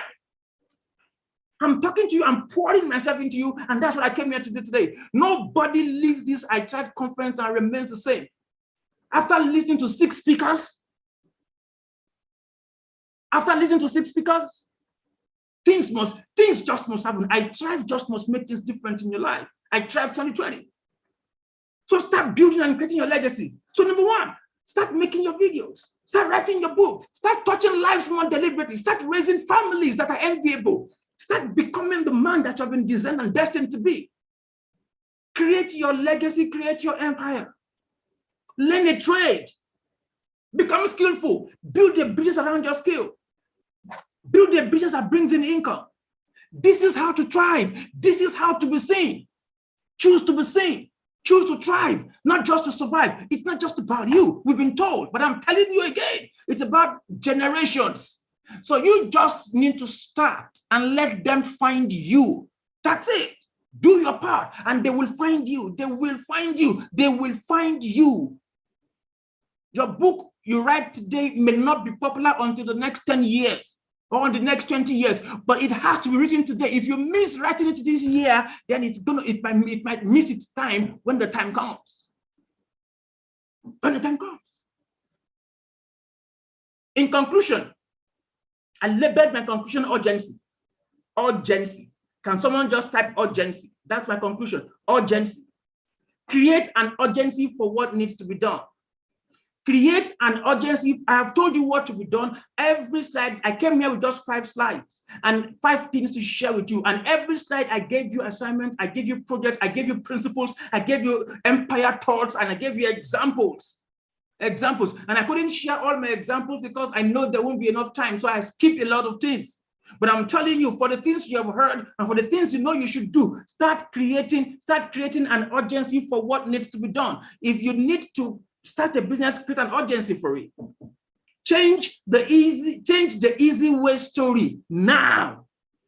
Are you listening to that? When do you change the easy way story? Now. Please type now in the comment section. Change the easy story when? Now. Connect. When should you connect? I have told you to connect. Other speakers have told you to connect. Ajobami has told you to connect. Ajobami has even brought you to a tribe to connect. When do you connect? Now. Put urgency to it. Now. Choose a way to become. I gave you 7 major ways, 6 ways, and I asked you to add the 7th one to it. So you have 7 ways if you did your own assignment well. 7 ways to make it. I listed them to you. Then you have to choose just 1 or 2 or 3 or 4 or 5. At least choose 3. When should you make that choice? Now. Now. When? Now. Don't wait for your teachers in school. Don't wait for your parents. Don't wait for people. Don't wait for the president of your country. Don't wait. What if there is no election in 2023 that you are all waiting for? What if election happens and they kill the president? What if something happens and the president comes in and he couldn't work? What if things don't wait for any of those shenanigans, man. Choose a way to become when? Now. Forget about those externalities and focus on you. Connect with yourself and start doing what you need to do with your life. That's what happens. Become more and make more. When? Now. Become more and make more. When? Now. And finally, start creating your legacy and empire. When should you do that? Can you please shout it out loud? I can't hear you, unfortunately. Start creating your legacy and empire. When should you start? Now. Now. Now. Thank you very much for listening to me. And my prayer is that whatever the world thought you would miss, listen to me, whatever the world thought you have missed or you would miss, right now I declare over your life, I pray over your life that you will begin to have those things in 100 folds, in multiple folds, as much as possible. Whatever your parents, whatever the world thought you would miss, you will begin to have them. You begin to thrive in them. You begin to be seen, activating those things, living in those things. Whatever the world thought you would miss, your time has come for them. Thank you for listening. Thank you, Ayobami. Do have a wonderful and wonderful evening. Whoa, that is powerful, guys. That is powerful. Man, sincerely, I'm gonna say it, and I'm gonna throw it to your face. You don't have a reason why you say that you are not successful. Before Prof came in, to start helping you understand life better, I said something. You are here to learn, unlearn, and relearn. And if you are successful to build an empire, you must understand that the leaders of today are constantly students of life. When you become arrogant to say, I know it all, that is when you start becoming what?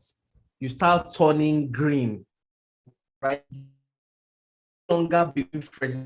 You start because you become obsolete. Now, I don't want to pour out everything as it is because I want to make sure that we're on time. We are going to have so much value time, and I have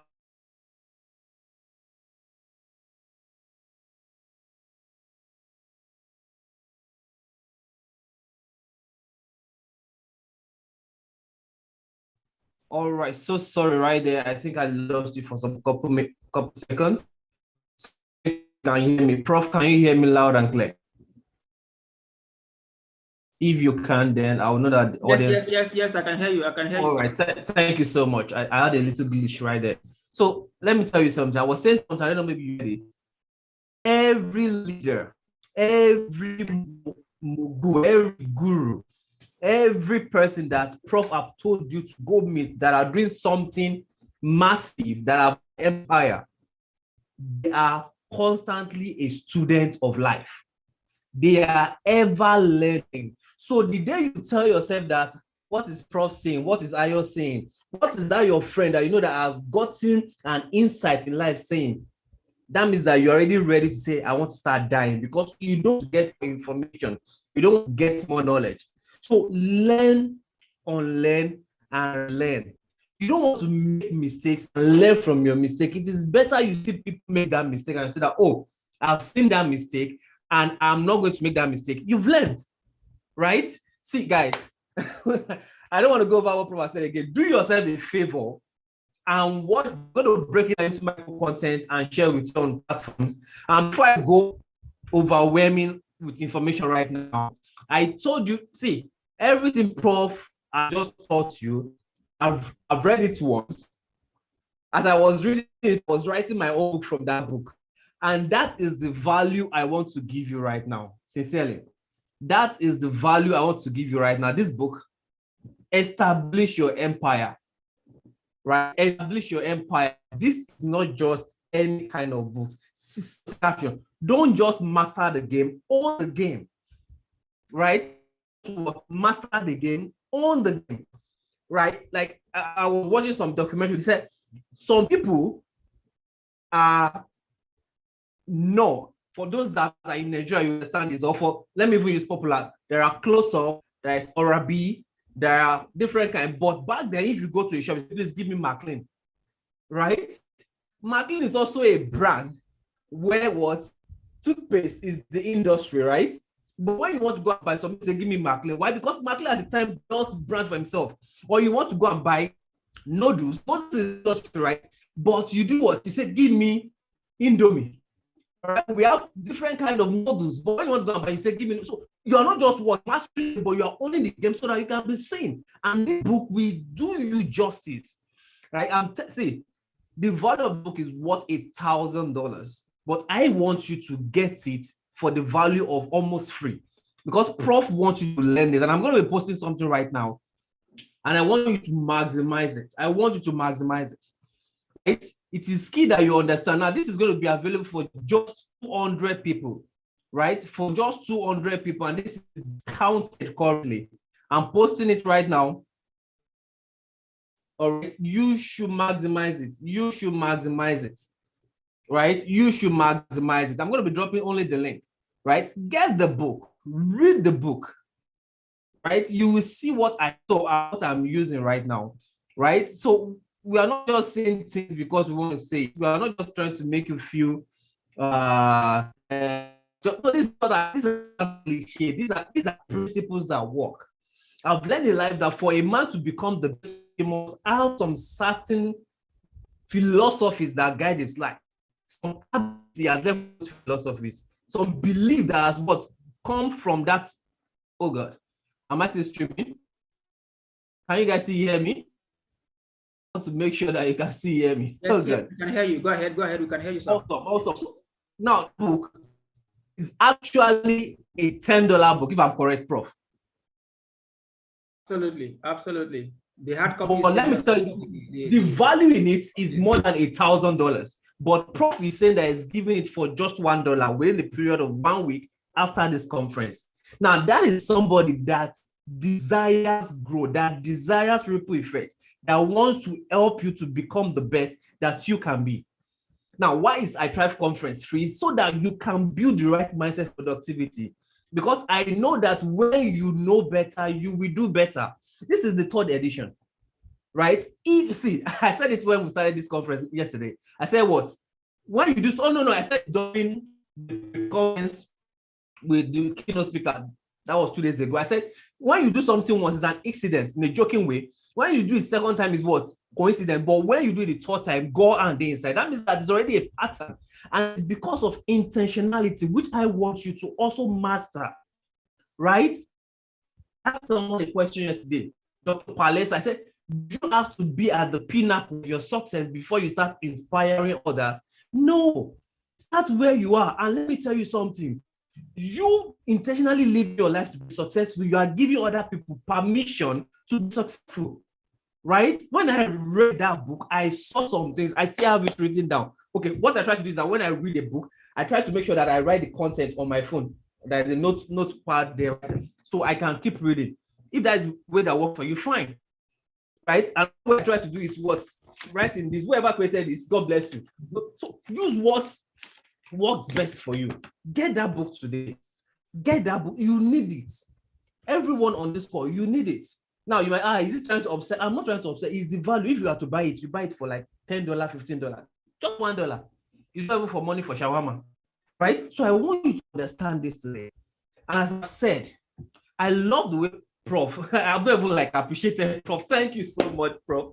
See, like it's because of when you are a lover of knowledge, you are going to be intoxicated by the word, the power behind the knowledge.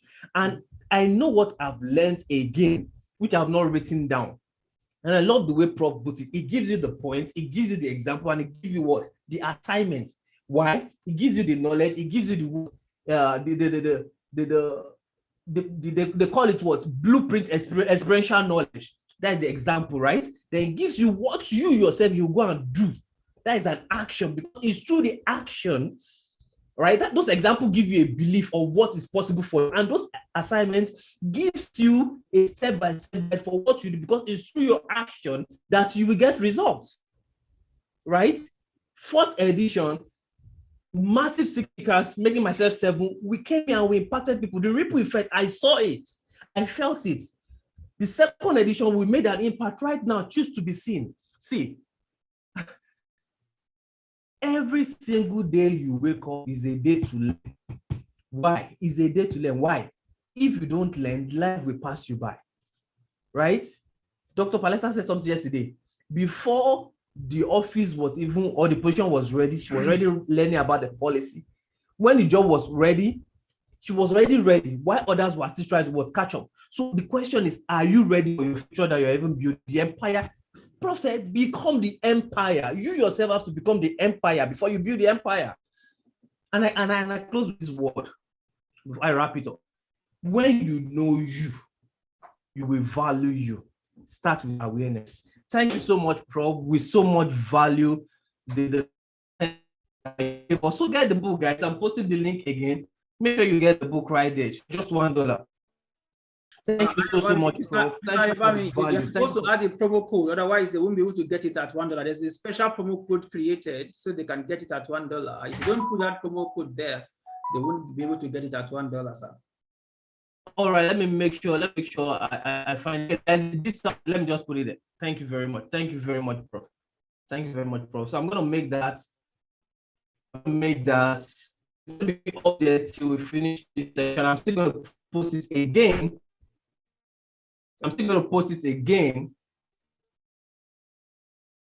Well, let me make sure that this is streamed. All right.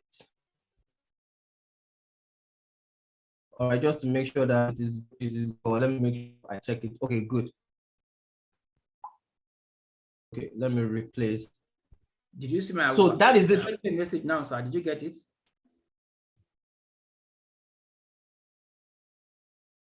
All right. It looks like Mr. Yabami's network. Can you all hear me? It looks like Mr. Yabami's network is glitching. There is an issue with the network, so we're waiting for him to just come back. So it looks okay. He's back. Oh, okay. So sorry about that. So sorry about that.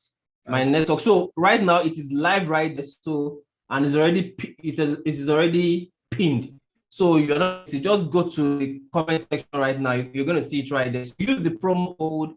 The promo code is I thrive through I. All right. So okay, let me just do this. Let me do this so that everybody gets it. Join the WhatsApp community right now. All right, so that you can get the full details. Join because the comment section is breaking it and is linking up the word. So just join this community right now, and I'm going to be posting it immediately after this section. All right, so we have about 300 people that register for this conference. So all of them are going to be getting like 373 actually. The last time I checked the registration portal. So guys, it is massive. It is massive. I want to say thank you to Prof. Akinola Babatunde. Thank you so much for being our keynote speaker.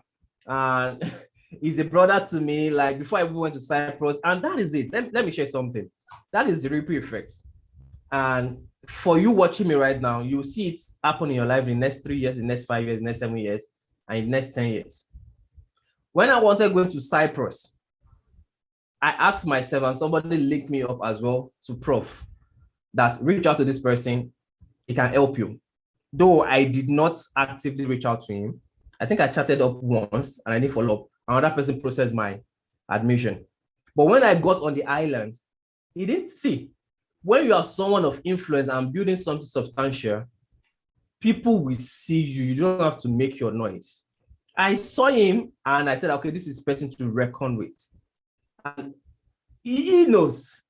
One thing I try to do is I've had about 7, 8 mentors in different areas of my life, which we've never met physically. I like to learn from far. That's the best way I learn. All right. So because by the time I get connected to you, it's going to be massive. You tell me, when did you know me? Right. So it builds that value. Why do I say that?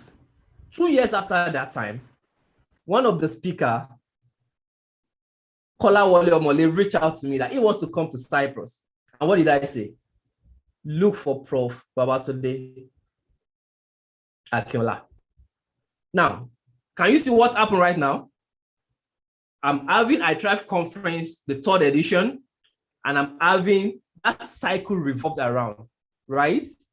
The mentor I went to meet, and someone, I'll call him my brother, not a mentee, he's a friend, right? And I linked him up as well. And we are all right now giving you value. Now imagine, what have I mentioned? The ripple effects, what I can do and what other people can learn from me, and also what give value out, right? And by the way, that word, and I don't know, it might be, or definitely every word we speak is from someone, right? Moving from where you are to where you want to be is something I told him that I got from him, because that's a value that everybody is coming from somewhere that you are not comfortable with, and you have somewhere you want to go, but there's a process. That process is what we need to learn. And that is why I'm telling you, get that book. It's not just a book, it's a manual. It's a step-by-step manual on what you need to become. So thank you so much, Prof, for being part of the 3rd edition of iThrive Conference. Thank you so much. I so much appreciate you. And I dare not finish this by not appreciating all of the volunteers, all of the team behind the scene. Thank you so much. We have about 10 team members, 10 team leads. Thank you so much to my executive assistant, Patrick. Thank you for managing all the team leads, all the volunteers. Thank you so much. I want to appreciate the beautiful wife of the keynote speaker. Thank you so much for allowing him to be with us as late as now, because it's about 12. It's already a new day in Cyprus right now. Thank you so much for all the speakers, all the way from Kolawole Omole to Dr. Palesa Motapo to Musa Olatunji to Amy Gamana to Prof. Akinola. Thank you so much, because every information that you've given right now is going to touch someone's soul, it's going to touch someone's life, and it's going to create that activated energy in them to take action. So thank you so much. You don't know how grateful I am. All right. It's not about money, it's about that impact. I so much believe in the 3 I's: the impact, the influence, and the income. Make so much impact in people's life, the influence will come. And people will so much say that they want to now even invest in you, which is the income. So thank you so much for being impactful. I so much salute you. Thank you so much, sir. And God bless you. I don't know if you have any final word for us. Yeah, well, can you hear me? Yeah, loud and clear. Well, if I'm going to give any final word, probably it will be to encourage you and to remind you that the moment you make up your mind to build your empire, the moment you make up your mind to start your own empire, the people you believe in, and that includes your parents, it includes your leaders in the church, your spiritual leaders, your leaders at work, your leaders in your environment, your leaders anywhere in the world. The moment you make up your mind to try, to choose to be seen, and you start making efforts and putting this together, they are going to miniaturize your efforts. Many of those people are going to try to pull you down. They are going to try to make it look like you are doing too much. They're going to try to make it look like you don't even know what you're doing. Okay? What I usually tell people to do, or what I'm going to tell you to do right now is this. It's not that those people hate you. It's just that they are trying to advise you, or they are trying to put you in their own experience. Their experiences are limited. So don't let their words get to you, because they cannot tell you more than what they know. They cannot give you more than what they know.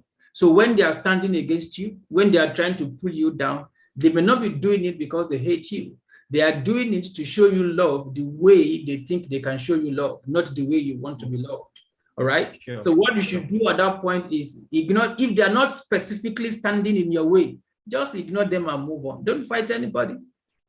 Just ignore them and move on. They will tell you not to do it. You just ignore them and move on, because in their life, they have seen people try it and fail, or they have not even seen people who have tried it before. You want to become a billionaire and you say, today, in the next 5 years, I will be a billionaire. They start to laugh. You can't do it. Who are you? Who you be?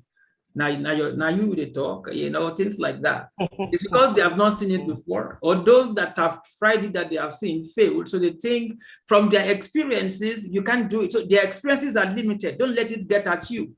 Your father, your mother, your leaders, your parents, your spiritual leaders, some of them, your pastors, their experiences are limited. And nobody knows enough to tell you that something is not possible. Nobody knows enough to tell you that something cannot be done. Nobody. So you just ignore them and keep building. Okay? Ignore them and do what? Keep building. Ignore them and keep establishing. Ignore. Don't fight. If they don't specifically stand in your way, don't fight them. Just ignore them, and then you move on with your life. Wow, that is key. That is key. That is key. Thank you so much, guys. And I have to just the strength I have right now. And by the way, for those of my WhatsApp status, you must have a piece of cake. Tomorrow is my birthday, by the way. So I choose to intentionally say, before I clock another year, before I've gone through 365 days in a year or 366 for a leap, I make sure that a part of me goes out to the world. I learned this from Jim Rohn. I might not be able to go with everybody to different countries you are, but I make sure that a part of me is in you and can go with you. So as I clock another year as I clock another year in the next few hours, a part of me is already with you. And I was eating that cake and I was saying, God bless to someone very dear to my heart. I would say, thank you so much to my beautiful wife, Bamitale Omalade Atabi. She's a queen, all right? This is made possible because of her, all right? There's a lot of backstory which I have to come up to say right now, but thank you so much for giving the strength to making this happen as well, right? Yesterday I was already possibly she knew, right? We already won, and she brought me water. So thank you so much for every. All right, looks like Ayabami Atolagbe's network has gone out again. I'm just the one here, so I'm just going to stand in for him until the convener comes. All right, please, if you are here before you go, just wish him happy birthday in the chat section. Say happy birthday, Coach Ayabami. Happy birthday, our convener. We love you so much. Just pour him some love, show him some love in the comment section. Ayobami Adalagbe is a wonderful man. He's a highly, highly wonderful man. Okay, so I'm just standing in for him until he comes back from the network glitch. Okay, I think he's back right now. So just go to the comment section and say happy birthday, we love you, sir. God bless you, sir. Thank you so much, bro. Thank you for standing in gap for me. God bless our network. We're gonna get it right, all right? We're gonna get it right. Right? I don't know what's wrong with the network. We're already getting there, all right? So she's beside me right now, so it's already getting in. I'm still live. So thank you guys for being part. Can you hear me reduce the volume a little bit? All right. Okay, let me turn on the camera and put it back on. Let me see if I'm good to go. I don't know what's happening. Looks like the sound is not connected on the Zoom. Okay. All right, Prof, can you hear me? Absolutely, I can hear you now, clearly. Can you see me? I can see you now, yes. Oh, all right, great. So I think it should connect back to live very soon. So I want to say I Thrive 4th edition is going to be coming up.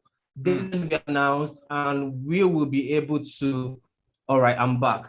We will be able to know that information as soon as possible. So guys, the WhatsApp community is there. Click the link, join, and the step to take to get the book is going to be there. Establish Your Empire is going to be there. It's already there right now for those on the WhatsApp community. And you want to be part of this movement, kindly join the WhatsApp community. And we're going to be sharing some great information on how best you can do that. Thank you so much, Mrs. Abisola Akiola Babatunde. Thank you so much. And Celebrate yourself. Go away, make yourself happy. And please share this with people. Let them know that this movement is on. The focus is to help people build the right mindset for productivity in all spheres of life. Thank you so much. Do have a great one, and thank you for making I Thrive 2020, the third edition, 2022, the third edition, a success. Go all the way and thrive. As my mantra is, always thrive towards greatness. Thank you so much, and God bless you. See you next year. I'm in the community. See you right now. All right, guys. Thank you so much, Prof, and God bless you. God bless everyone. Thank you, sir. Thank you, And sir. bye.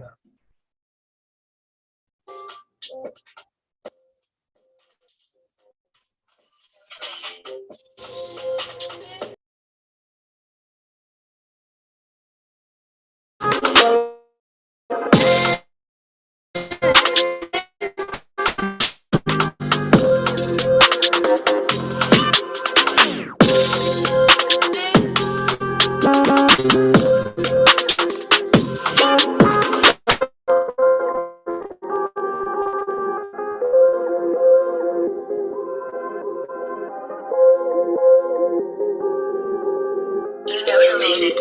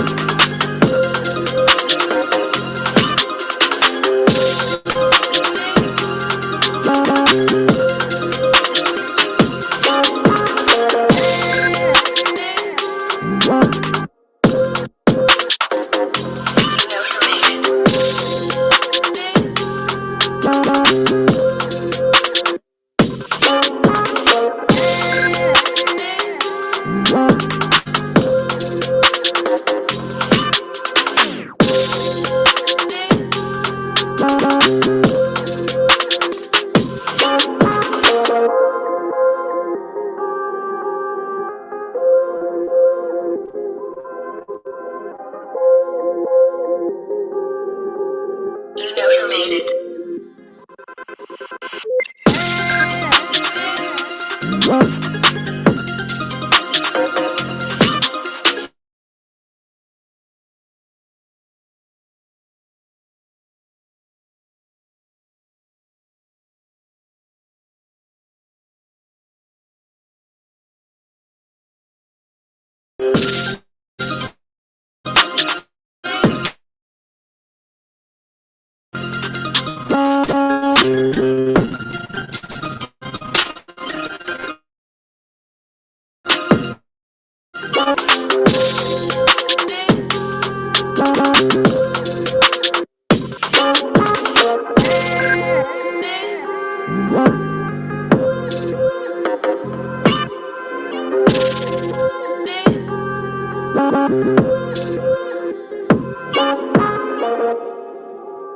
You know who made it.